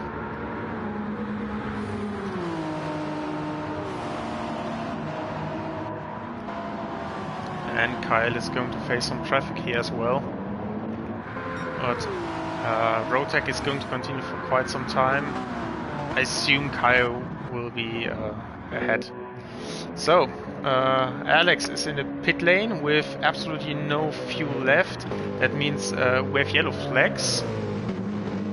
Hang on a second. Oh, it's gone. It was not in turn 1.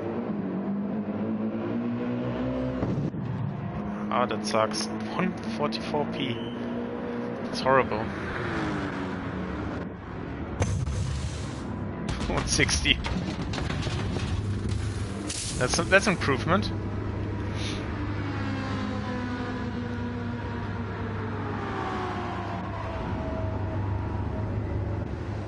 So Confi made up some positions here. P10.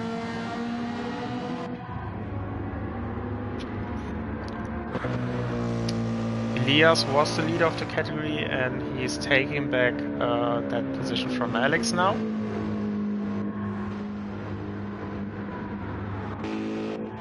Alex now in last position, well, penultimate position. Wolf is in last position.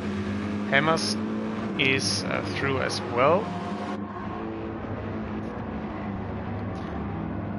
Still standing in the pit box. Now he's back on track. What's the gap? 13-14 seconds to Hammers. And where is...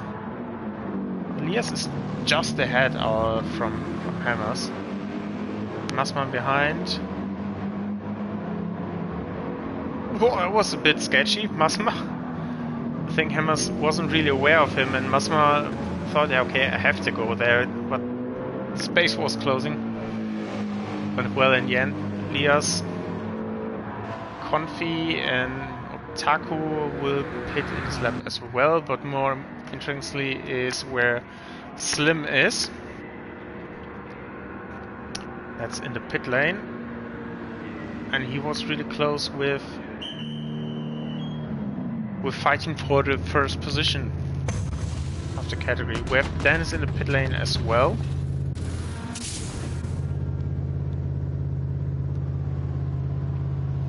So Vulcan takes over P1 again, and Enter will take over P2 in a moment.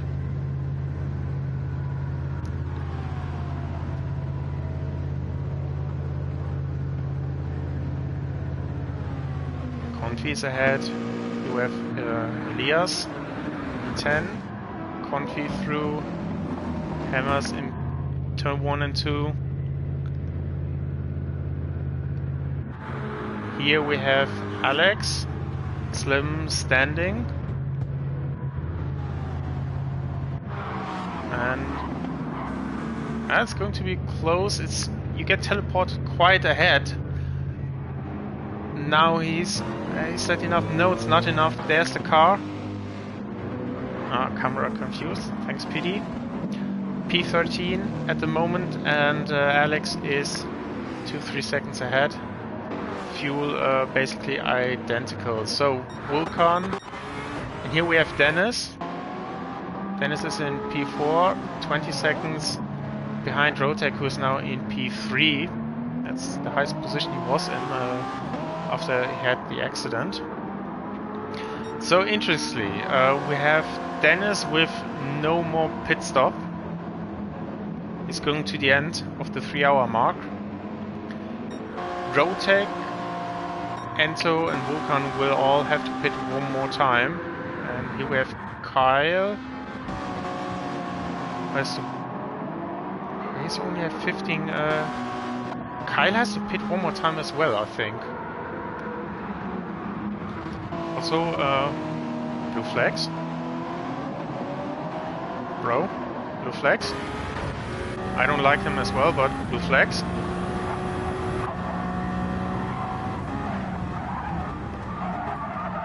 Vulcan is positioning him. Yeah, now he was really easy on the throttle. But it's been 2 full sectors. I'm not a steward. Do I know? Otaku in the pit lane.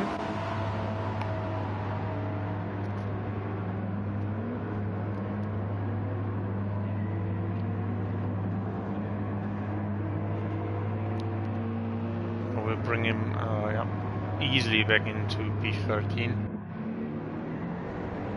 But that's most likely to the end for him as well.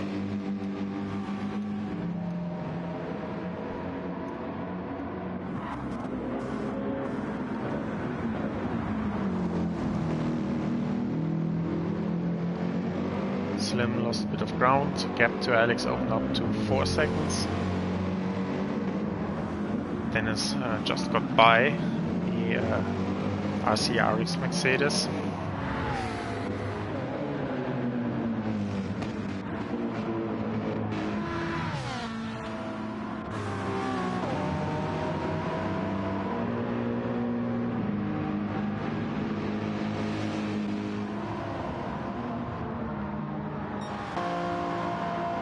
Okay, what's the situation in the hypercar? I'm not sure. I think Kyle has to pit one more time. That's too little fuel to go through the end, I think. It's less than 50%, so that should be 40 minutes, I guess. I don't see how he's going to the end with that. If we look at Dennis, who definitely will go to the end, he refueled so much more.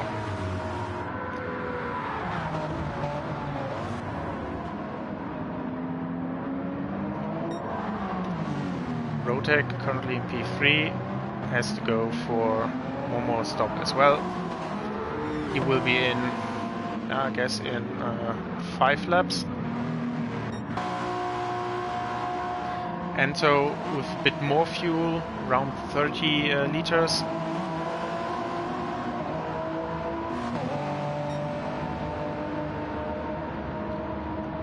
Slim and Dennis, hang on. Here we have Slim, no damage. Hello Neo.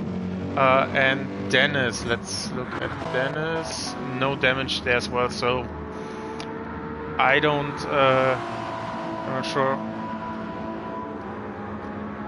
If you have to comment from your driver, there must be something to it. Last lap from Dennis was a 1 minute 35, which can be explained with traffic.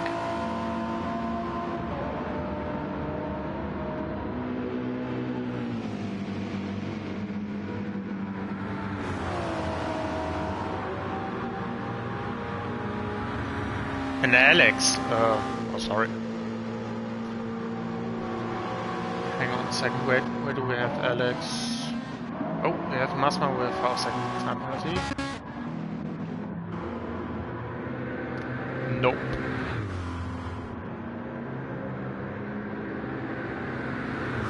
No damage currently in the whole field. I'm going through at the moment. Oh, Confi will be visiting the pit.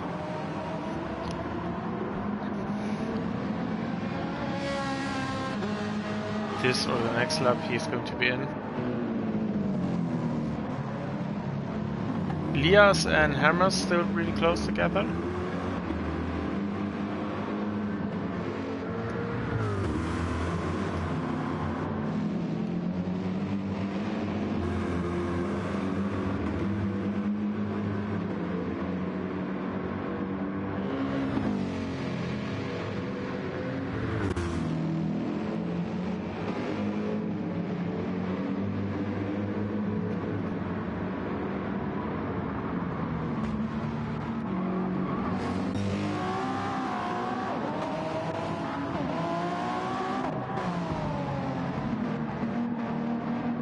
Next in the pit lane will be Rotec from the hypercars. And then it will be interesting how that's going to be with Kyle. I think Kyle should be ahead because I expect another pit stop. Ultimately, more refueling for Kyle. Or he's going to save on track. But that, I don't see that happening. If that estimate is right, he needs to refuel or save with 20 or more minutes, and I don't see that happening being quick enough.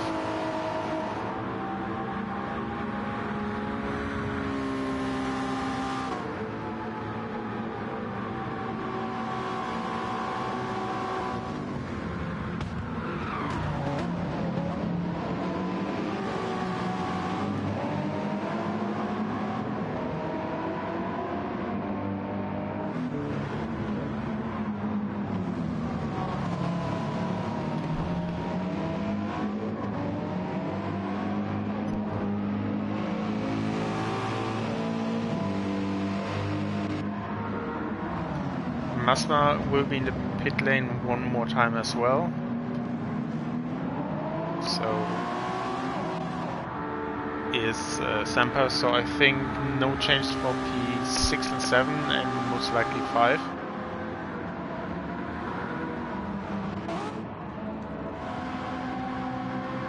Now Confi. The second scheduled pit stop.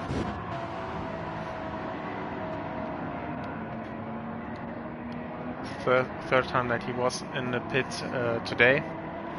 The second time wasn't planned. Hopefully now everything runs smooth until the end.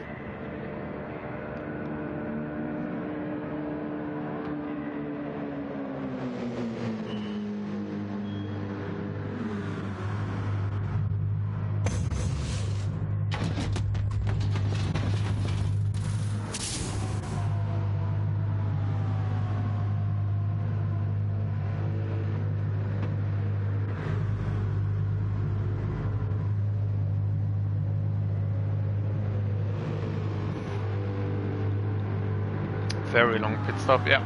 I think we can cut that because it will take some time until Confi is back on track. Taco takes over P12. At the front, Ento lost a bit of ground. Gap increased to 18 seconds, I think it was 15-16 seconds the last time we checked.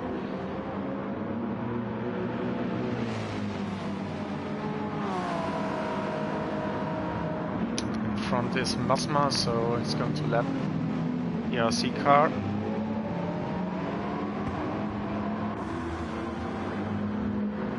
Or both RC cars, as Slim is another RC car immediately in front of him.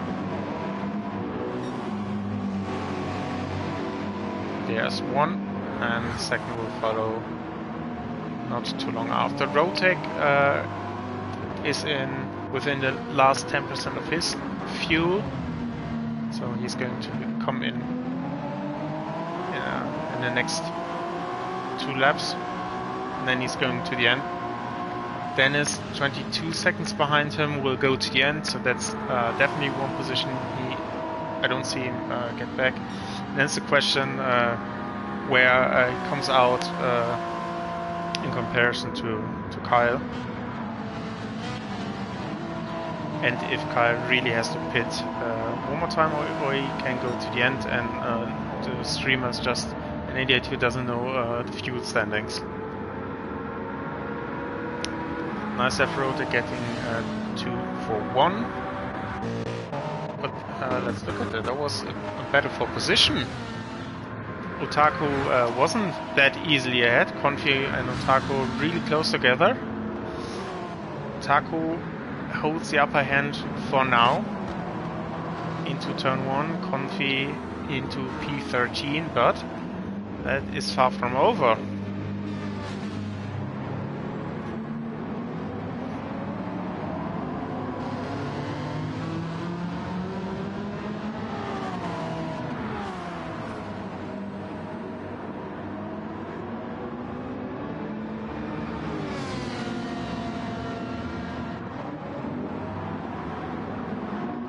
Otaku closing the door through the second horseshoe.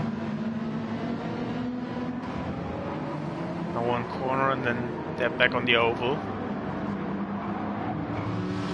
I'm not sure, but I think Confi should be having the top speed advantage. Definitely has a great acceleration, but no slipstream. They're side by side. Sampa, a hypercar is approaching. I wouldn't like that in Sampa's position. Otaku moves closer to Confi and gives enough space for the hypercar. And Confi has the position for the moment. Bus stop. And now Otaku with the better exit. Still side by side. High line for Otaku. Maybe he wants to lose a bit. Couple of meters to get back into the slipstream. Rotek in the pit lane. We go to that in a moment.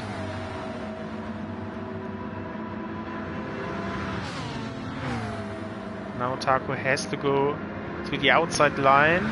Confi is giving a little bit of space on the inside line, but we heard it before. Someone collided with the invisible barrier between the entry of turn 1 and the apex of turn 1, where the pit exit road comes close, so he wouldn't want to risk it there. That can easily become damage that can involve the engine. Nice fight, yep. Agree. So Confi holds that, so I'm looking for a brief moment where Rotek came out. The answer is not yet. Still holding that position. Refuels the car. Punting is never good. Yeah, 71 liters for Rotek. There goes Vulcan, and he is ahead of Kyle. And I think Kyle has to come to the pits once more. If you look at the fuel, there's a huge difference. I don't see how Kyle is going to the end. So advantage Rotek on this one. And here it is advantage Confi.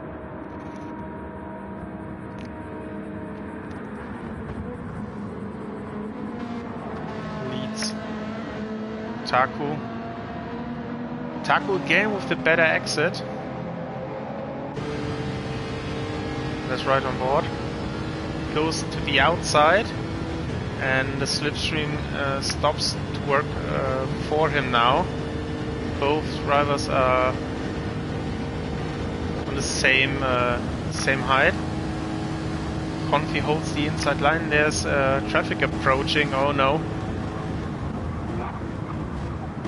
Dennis can't afford to waste time himself. Confi holds the line. What is Dennis doing? Yep, that worked out nicely for all the three. Now Confi with a bold move around the outside. Oh, shut up, that didn't work. It did, wow. Great and brave maneuver from Confi there. And he's back into position. I don't think GT has side draft as Wolf spun, and that caught Confi by surprise. Luckily he goes, I think otherwise there would have been hard contact there. Yeah, good reaction for Confi definitely, but Confi, if one thing this guy doesn't have, then it's luck. Yeah, Wolf spun, no damage from him as well, and Confi had to open up the steering. Almost had a heart attack. Yeah, go ask Confi in an hour what he thought about Confi's throttle. Yeah, That's annoying. He fought hard for that position, and yeah, there's nothing you can do. Almost commentator's curse. No, on this one, I take the blame if I curse someone, but Confi is a different level. I can't do anything. Confi ist der McLaren ist doch gekauft. Confi is jinxing himself enough. There's nothing I can do about this one. Yeah, that sucks. He has to do it all over again, I'm afraid. Rotek and Kyle, that gap is about 5 seconds. Yeah, and with 30 liters or less for Kyle. He definitely has to stop one more time. Let's look at the front. Ento, the gap is opening up a bit more, 19 seconds. Vulcan is going to pit very soon, and Ento followed him one lap later. The last time around, it's very similar this time. And then it will be interesting to see where they come out with Dennis. The gap is minute 7. Sounds like a lot. Maybe I think Vulcan should be holding on to that P1, but Ento I think will fall down to P3.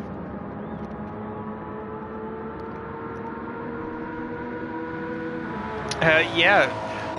Well, in fact, Otaku and Confi gave each other enough room all the time. And Confi and Wolf not so much. And someone, please check Otaku's bank transfer. Yeah, that was really unlucky.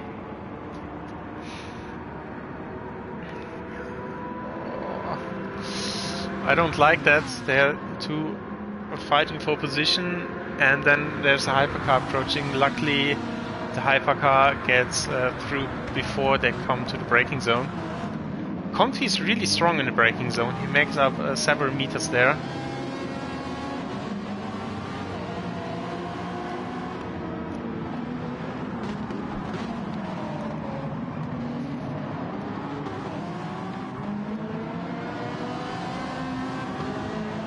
Rotek now approaching. Oh, Confi could have given a bit more room there. Rotek was on the grass. And Confi tried it around the outside, and that could not work. Oh, luckily he avoids contact. Yeah, that was really a bold move. Otaku, I don't know if he wanted to give space for the upcoming hypercar, but pinched himself to the inside. And naturally he must go to the outside given the speed he had. And Confi maybe underestimated that. Maybe maybe some dirty air, but got wide himself. Jeez, my nerves. Yeah, I think Confi should have given a bit more space to the hypercar. Because Rotek was in the grass, and then he would have needed to be a bit more patient there. Because Otaku was pinned to the inside, he always was losing momentum. Then on the other hand, obviously if a situation presents itself, you want to seize it.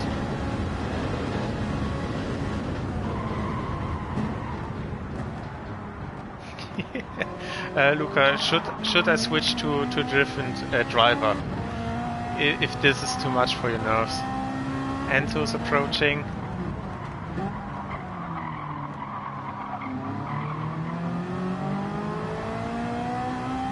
Well done.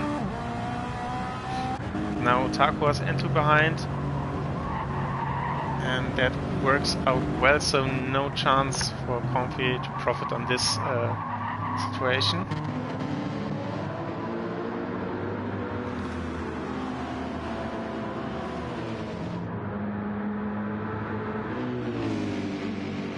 We have Hammers in P9 coming into the pit lane at the end of this lap. and then he's going to the end.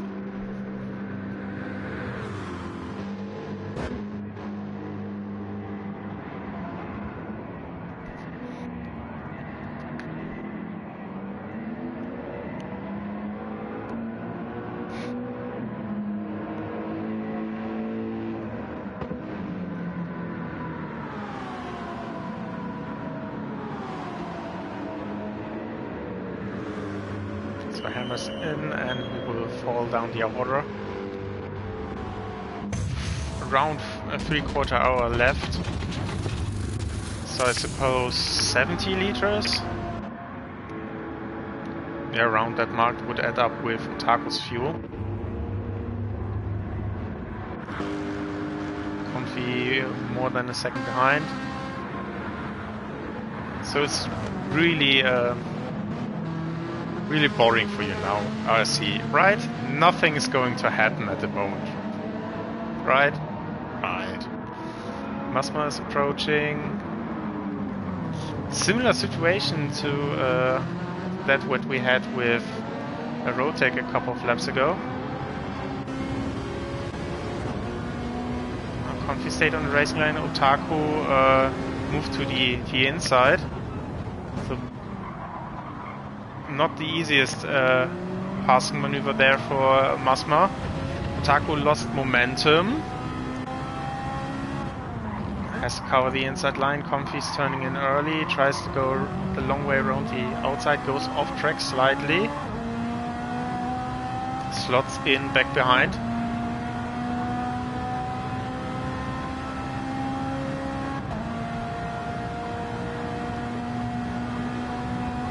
Now the question is, do you want next run? Do you want to overtake before the bus stop? He's lifting. Confi's not even trying to overtake. He's waiting for a great exit here. He doesn't get that. Car went a bit sideways. And the gap to Otaku is opening up again.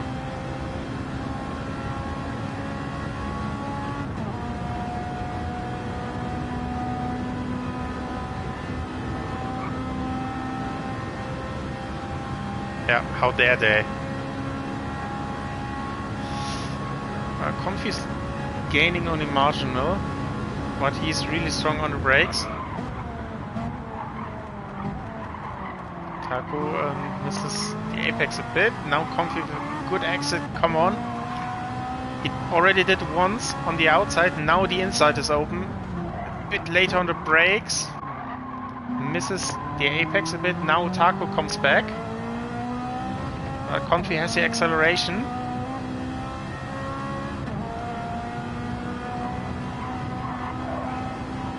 Does Otaku go for a move? Nope. Slightly better rotation from Otaku mid-corner. So potentially better acceleration. Last corner before the oval comes up again. Confi with good acceleration. Does he have it now? Is he safe? Vulcan in the pit lane. We're going to him in a minute. It's closing in. He definitely has more top speed. Also, a hypercar with Sampa is approaching. Can he use that to his advantage, or can Confi use slipstream? Looks like Confi can potentially gain some slipstream from the hypercar in front, but the gap is closing.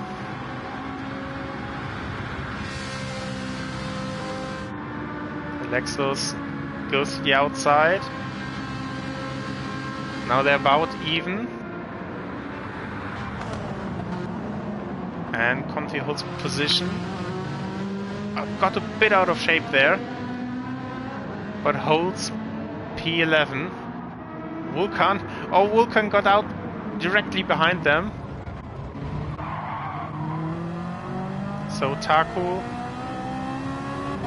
lost a bit of momentum. Confi, I guess, unaffected by that mostly.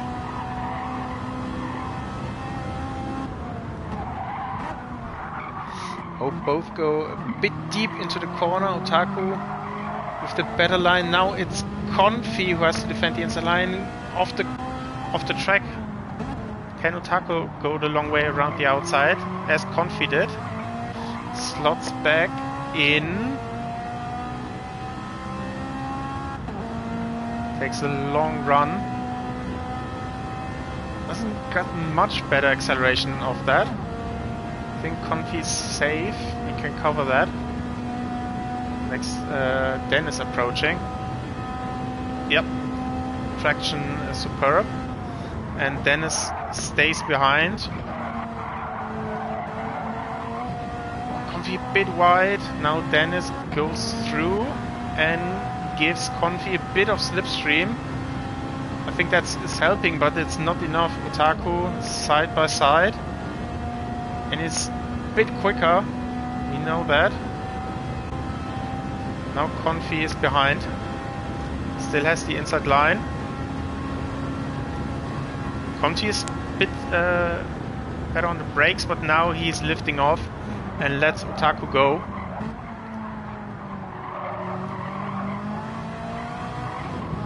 And he's trying it again, but this is really entertaining. Oh, there was maybe a small touch. Nothing too serious. Let's go for a very brief moment through the field. We have Ento with no fuel whatsoever. He has to pit. That was a long time on zero. Yeah, Vulcan will inherit back P1. He has Dennis 5 seconds behind him. That's a really strong performance from Dennis, who's driving to the end. He will be in second position then.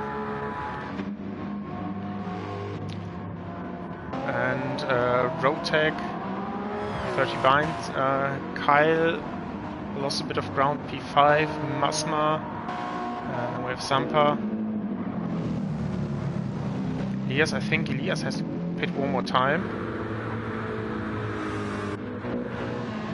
So, okay, Otaku is in front. So maybe a mistake by Confi. And with that time penalty, it's going to be reversed once more.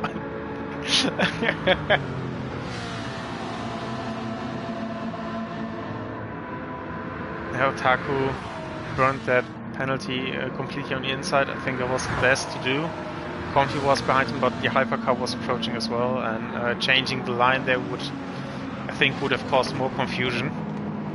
Confi got the position, but got also wide on turn 1. Holds it through turn 2 and 3.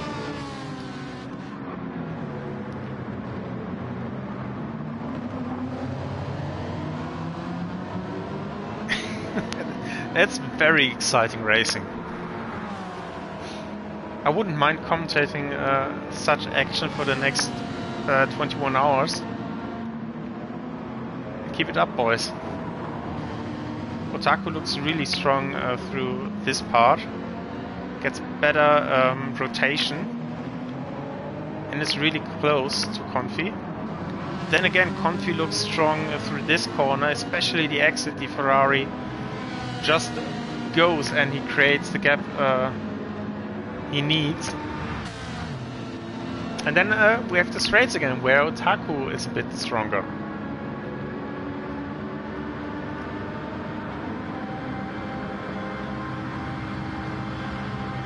It's not enough to get in for the bus stop. But now make it clean. I think that worked.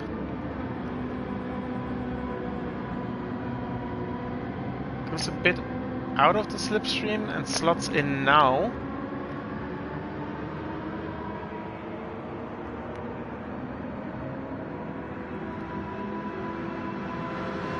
Come on. Confi looks good. Goes to the outside, so leaves the inside open. But he knows that he is really strong through the corner. Now Rotec is approaching.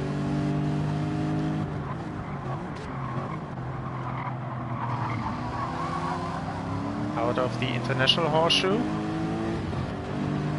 And that's something you really don't want. One hypercar, one GT car is going to the left side, the other to the right side, and you have to thread the needle.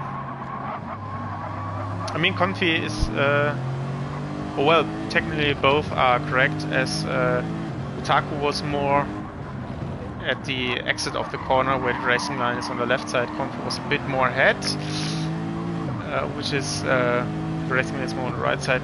Now Confi with traction problems, but somehow he managed to hold the car and not lose much time.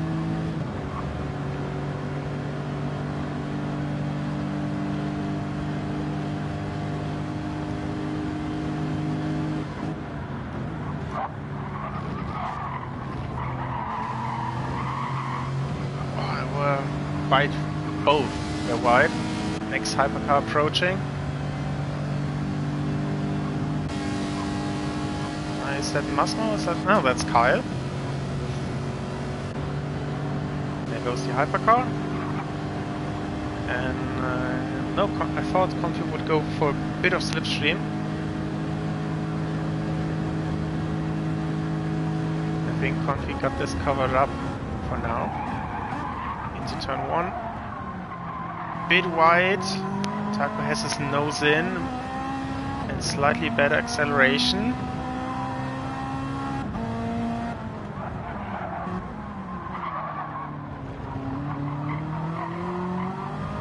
Taco positions the car always a bit more for the exit.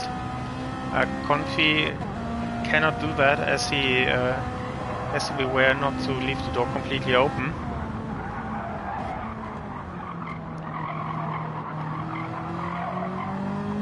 Next hypercar approaching, this time it's Sampao, but that should be good on the banking.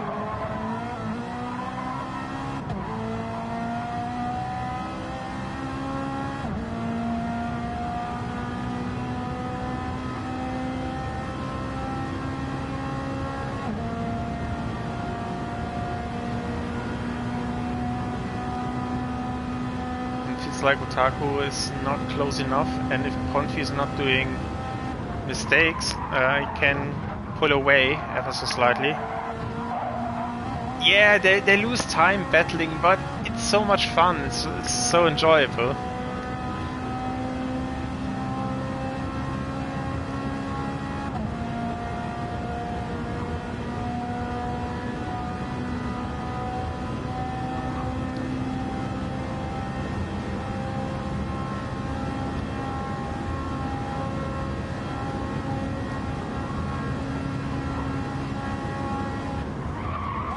Otaku gets close, but not in a position where he can go for an overtake attempt, especially as Confi is strong into braking turn 1.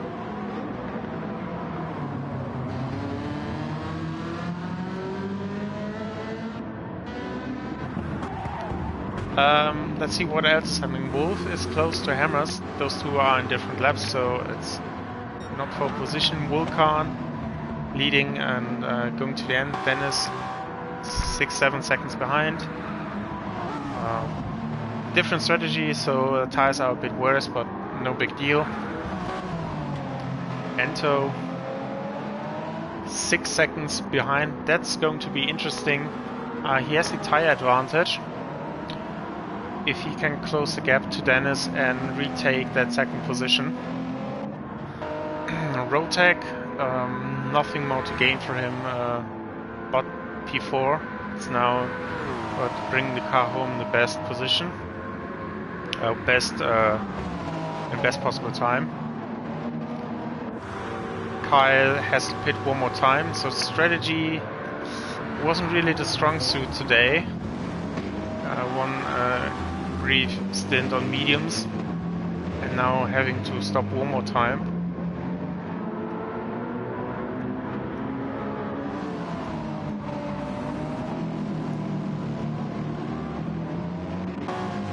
That will bring Masma closer, but I think not close enough, as it will be a shorter pit stop for Kyle.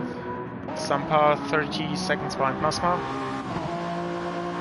I'm going through the field, we will there in a second. Elias again leading the category of the GTs, but I think has to stop one more time.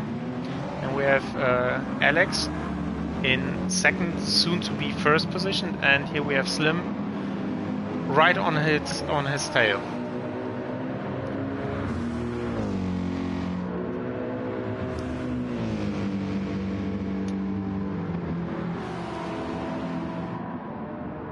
Alex, a little bit of lagging involved on my screen. I do hope it is not that bad for Slim.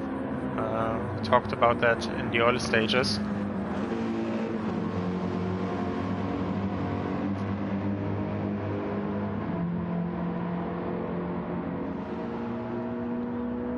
No, Slim is doing a good job. Yeah, as Nushel says, P3 in class, but yeah, you can see P2. It's 9th position overall, and the leader of the category will stop one more time. So I think this is essentially the battle for the lead.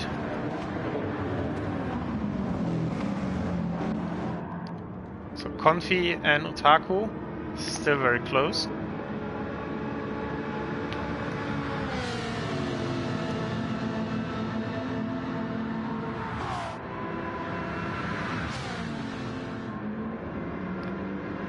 Noshel, are you next in the car?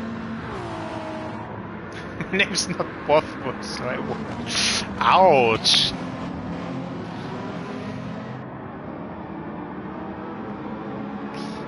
Vulcan getting Otaku through the corners, and Confi after the International Horseshoe. Ben is next in the car, okay.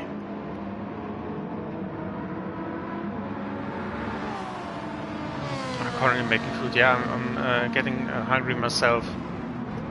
I had breakfast, and after the stint 2, I can relax a bit, and then I'm going to eat, and stint 3 I'm going to drive. Too much ballast.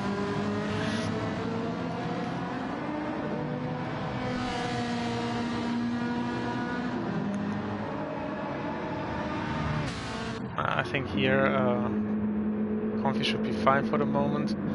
Slim around the second, just within slipstream range. Not really getting closer, so top speed of the Corvette in front must be good.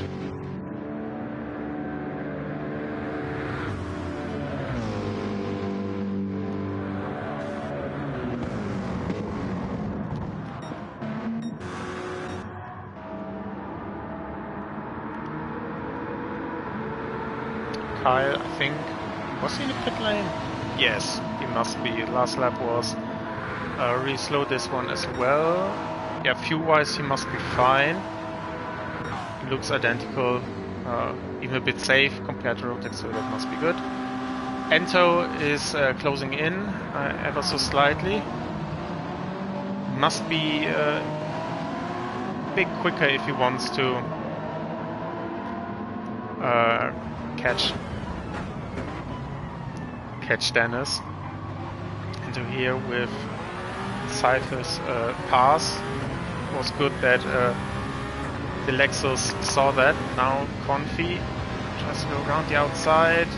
That was a bit of time loss there, but that part is unfortunately yeah, that way that only one car can go through there and the racing line follows there. Maybe Confi could have gone a bit more to the inside, but yeah, he's not obliged to, so why would he?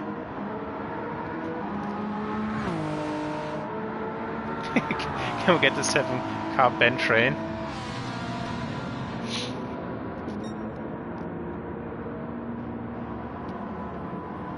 Yeah, gap opened up by 2 seconds because of traffic, so really unfortunate for Ento.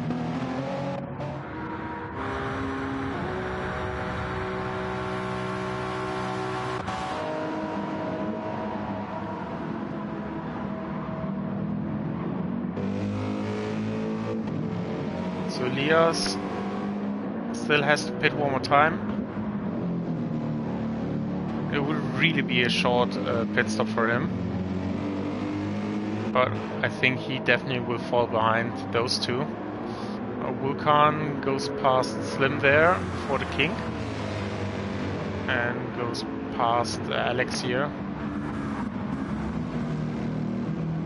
Masma is in 6th position. He's absolutely fine. He used all of his battery now. Was saving a lot and thus being more competitive in the second hour of the race. But yeah, unfortunately nothing is going to change position-wise for him. Sampa is 40 seconds behind. He's behind Kyle by 20 seconds. So if nothing out of the ordinary happens, Masma will finish in that 6th position. But really a good race. One scene where with traffic, but apart from that, Masma drove good.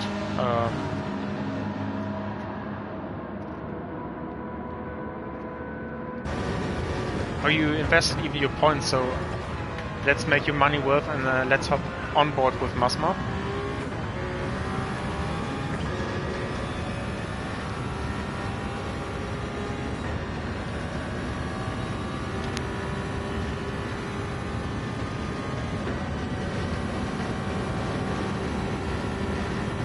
What's the top speed? 300. 33. About that. You can see he's on the brakes ever so slightly to recharge the battery.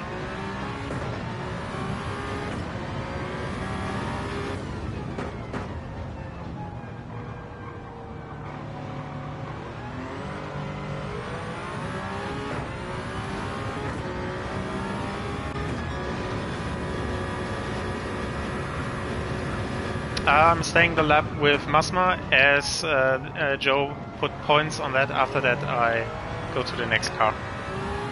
Or you could put your channel's points to good use and do that now.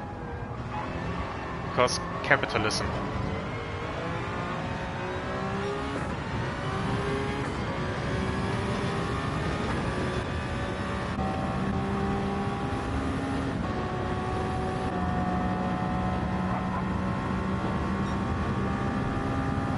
Nice livery though. I'm not sure if that was you doing as well, but well done.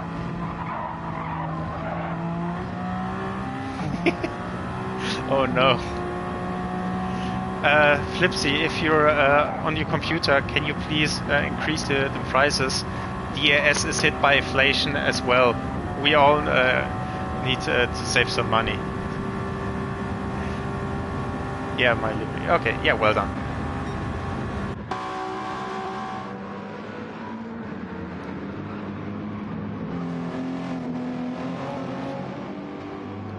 Okay, Masma had his 2 minutes. Let's go through the field once more. Vulcan is leading, which prices channel points reward. Vulcan's leading 7 seconds, then Dennis. Decrease mute streamer. Dennis looking good to come home in second. Ento's not really gaining a lot. Rotek looks like a decent pace with his personal best 31.0 without any hybrid. That's really competitive.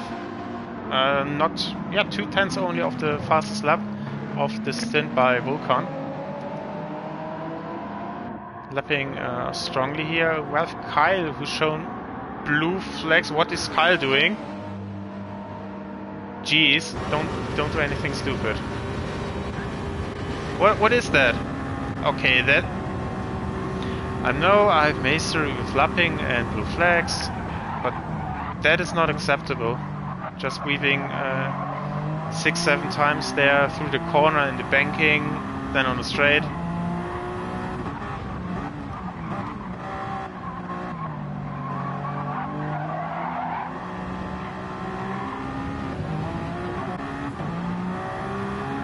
Yeah, it was... That's just stupid. Sorry. Nah, that's not weird. That's against any rules, and that should be penalized and not given a warning or a lousy 5 seconds.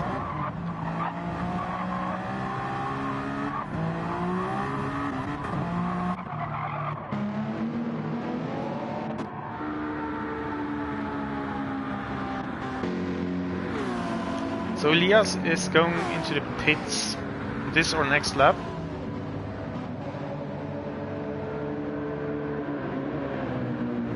Yeah, there is need of stewarding.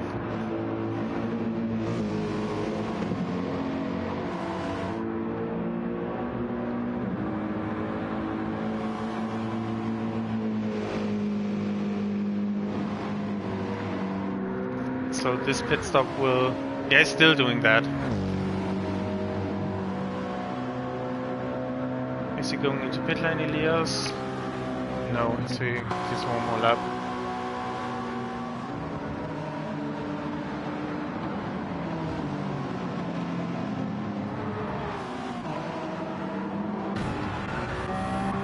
Yeah, I'm sorry, but I don't know if unprofessional is over the top.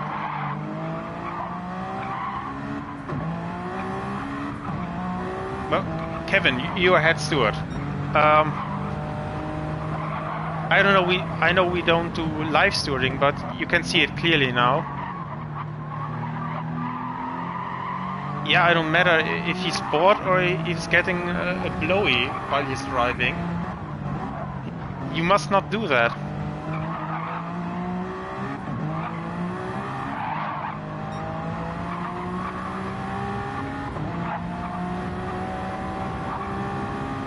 Yeah, if he doesn't have a working controller, then go into the pit lane and give up. Yeah, sorry.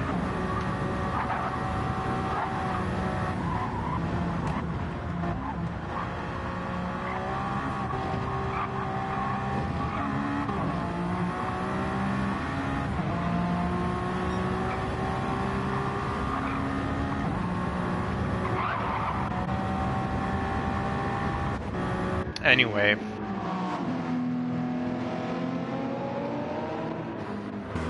I want to show Elias because he's going in the pit lane 20 minutes before the end of the stint, so I'm afraid for him that he's losing P8, which is P1 in class.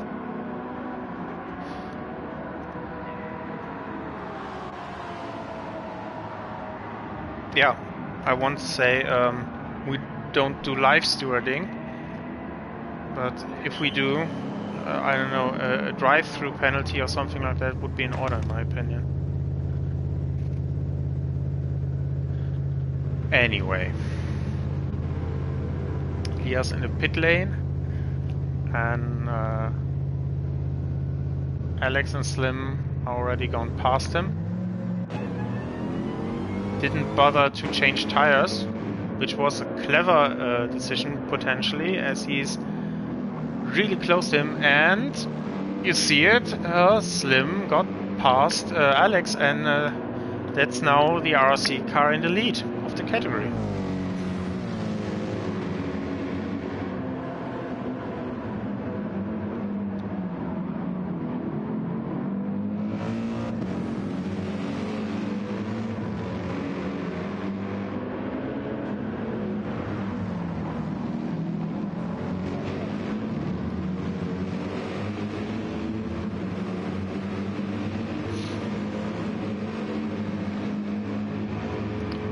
So, tire-wise, Slim looks really strong. Alex, yeah, around half mark. Elias' tires look worse, so I'm afraid for Elias it will be really, really tough to get any positions back here. Best case scenario for Slim is just that those two battle and he can drive away.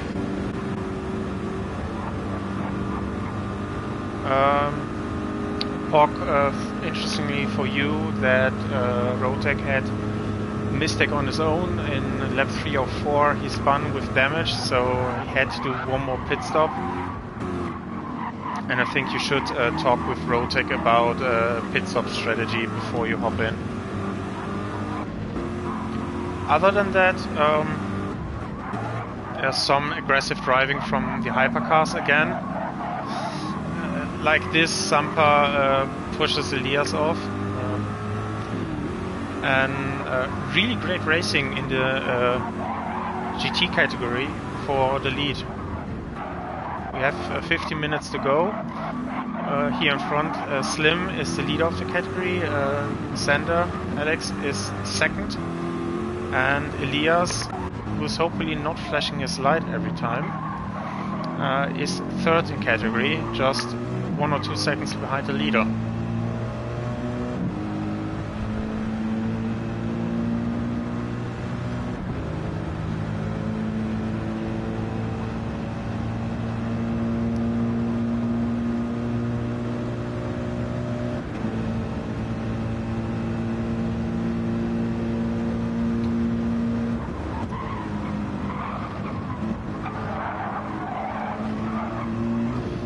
Bus stop. And how good is that top speed of this Mercedes? We know Alex had really good top speed. And no slipstream anymore, as Slim is more than a second ahead.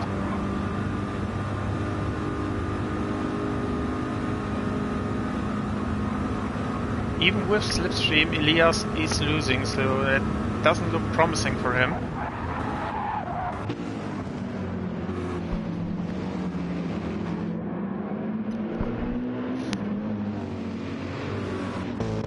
Let's look what the rest is doing. Confi is in P11.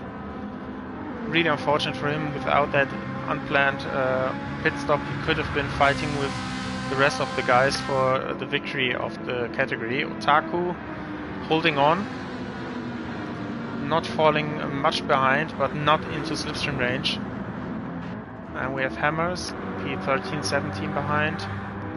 Wolf. Vulcan still leading with 15 to go. Dennis in second, and Ento got closer, only 3.5 seconds now. So what chat's saying, Elias left rear is almost done. Haven't noticed that. Where's Elias? Yeah, it's okay. I think it's okay for him to continue. If he would have switched, he would be more than 5 seconds down the road. Most likely wouldn't have a chance to fight for this position.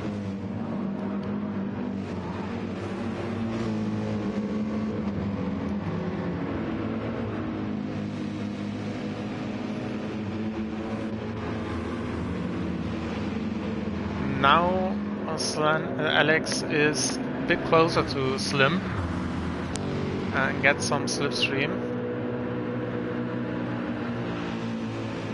So this is really interesting. We still have to fight for P2 and P3 in the hypercar category. Dennis is approaching. That's really interesting because he has to negotiate 3 cars without losing time. Got one, now the second, got a bit wide, so the GT is on his inside. Potentially there was some contact. And he gets the third one before the kink here, really important. Now Ento gets Elias before the horseshoe, has to brake and slot in, or gets pushed from the car. No! Oh no, Ento spins out and gets reset. Yep, that settled that. Yeah, it was bit of a mess there, and I think Ento just a bit too eager. So let's see. Here we have Elias, who caused the initial contact, no damage, and there was also no contact with Alex, so really unfortunate. And that settles that Ento will stay in P3, I'm afraid. Chance for Rotek? No. Rotek is too far behind.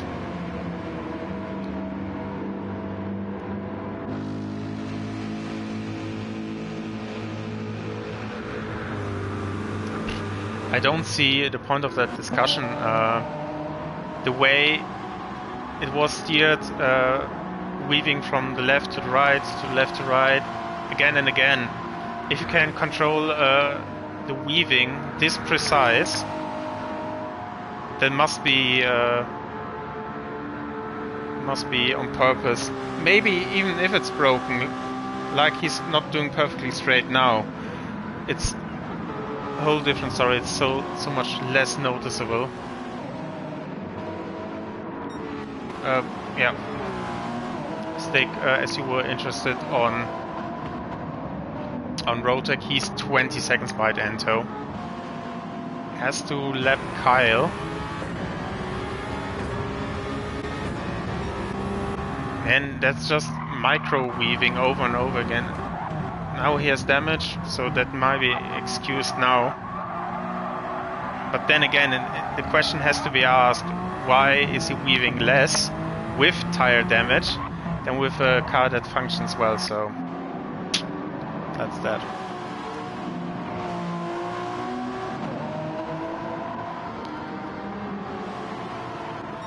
Yeah, and until 10 seconds behind. Yep, that's unfortunately settled for him. Taku now 2 seconds behind, so I think we can enjoy this battle. Oh no, Elias and Alex both have time penalties.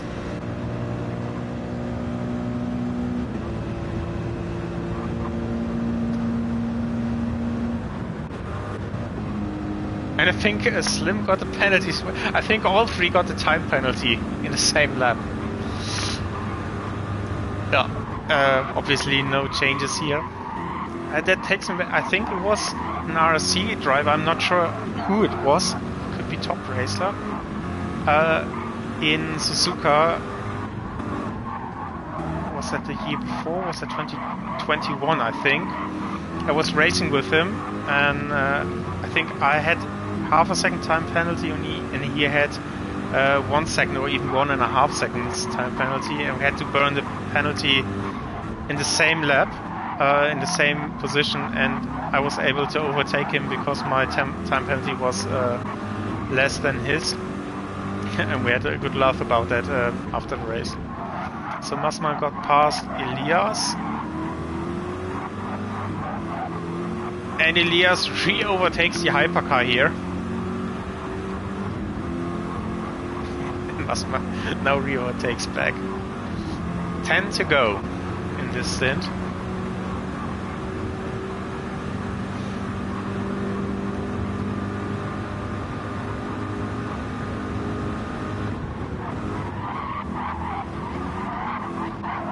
Blue flags. I think that's Kyle approaching. Rotek is now going by, so that must be Kyle.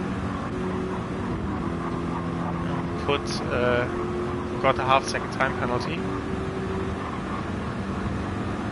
Probably still managed to overtake the GT car with time penalty. Lost a bit of momentum. But that's a bit annoying for both drivers. Kyle wants to get past him, and Slim thought, come on, go by on the straightaway, don't bother me. Kyle with a small mistake, so Alex got a bit closer.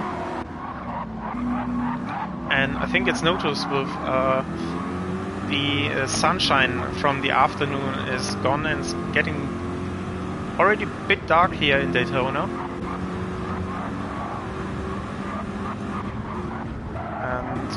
Kyle goes now for the move. How come that Kyle cannot overtake with the hypercar? Yeah. With that mistake, he has to do it all over again now. Next stint will be towards the evening.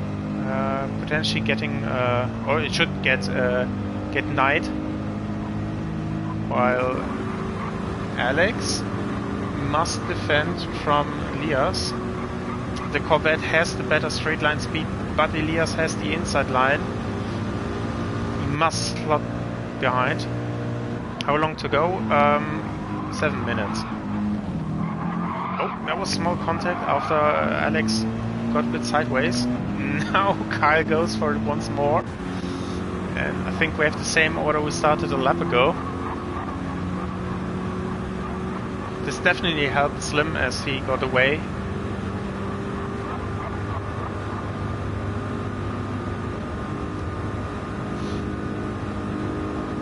I just noticed Alex is driving the Corvette, but has a helmet with the Porsche lettering and logo. I will report that to the stewards, and they will penalize or ban as they see fit, because that is a crime in itself. Yeah, the sparks are fun. Looking forward for the night stints, then there should be even better to see.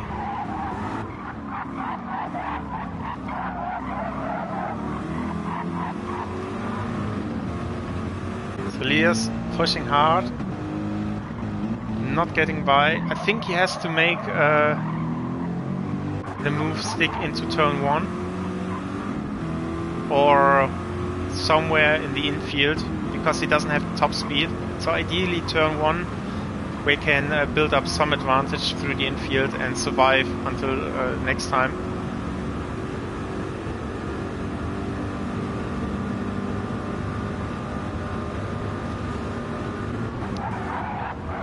Bus stop. I was a bit too wide.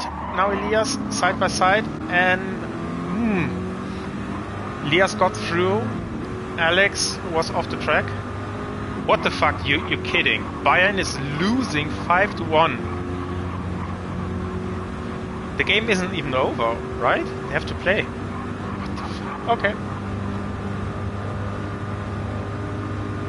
I guess that was not an unfair maneuver, but at the same time, Elias put his car partially off track as well, and pushed Alex off track.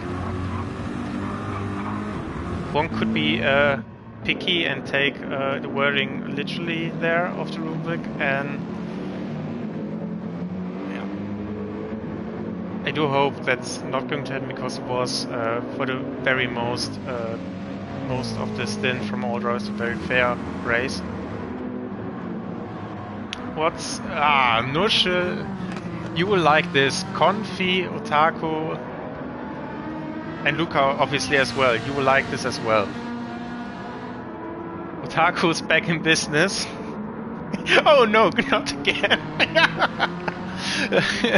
Yes, unfortunately again. And if I not saw that wrong, Ento got back. 35, Dennis had some slow laps. Something's happening. Okay, first the GTs.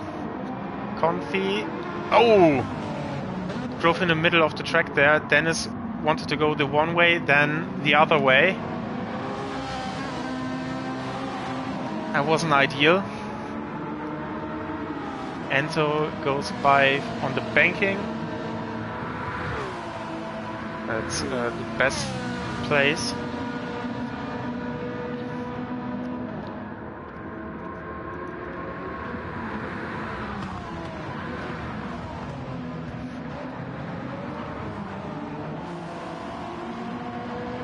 Bus stop, and now the GTs are in lap 100. So that's something that is happening for the very first time. We broke the 100 lap count for the very first time in Road Atlanta, but that was for hypercars only. Now the GTs as well completed more than 100 laps. or in lap 100, as Otaku goes down the inside for turn 1, but Confi holds around the outside. There was some contact. I think that was acceptable. And somehow Confi, around the outside, still holds on to that position. Well done. In the background we can see P2 and P3. I will switch to that fight, battling of position in a moment.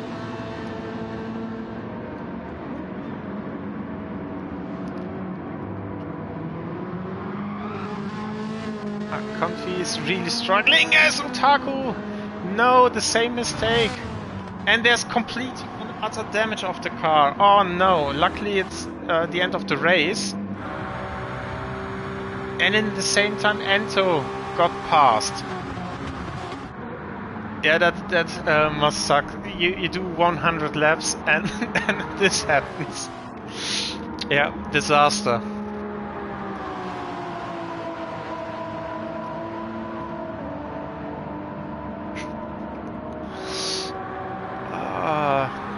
That must hurt. That must hurt badly. He found the only one in the infinite. That is an achievement in itself. Vulcan leads. Ento managed to get that position off of Dennis because the tires of Dennis are gone. Rotec, P4, Masma. Then we have Kyle, Sampa, Slim going to hold on, I assume, to that position. Elias, and then Alex. Confi, Otaku is now 10 seconds behind him with that damage. Nothing is going to change that. Hammers is going to take that position.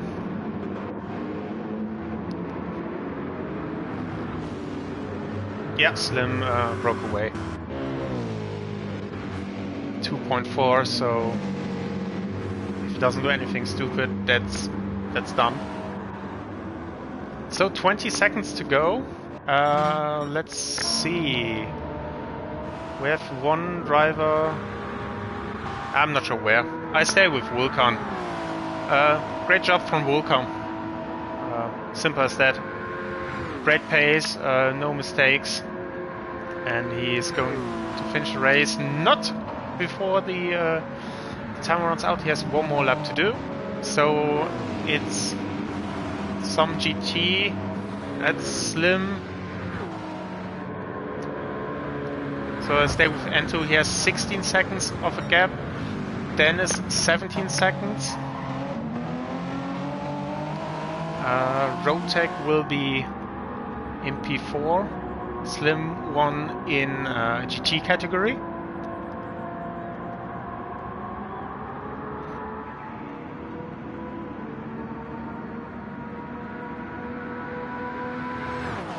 I'm afraid I'm going to lose that time again. Don't worry.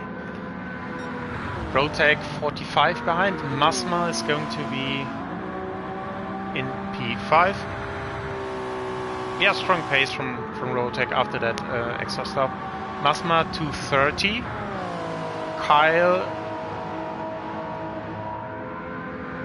in P6. 2 minutes 41. Sampa can go to Slim 21:59. Elias 22 and 1 second. RTO Alex 22:02. So only 1 second. Confi 22:35. Otaku 22:46. Hammer 22:46. Just 26. Wow. Hammers was behind Otaku, but they have the same second. Otaku was in front. Okay. Replay. Save replay. Those were alright.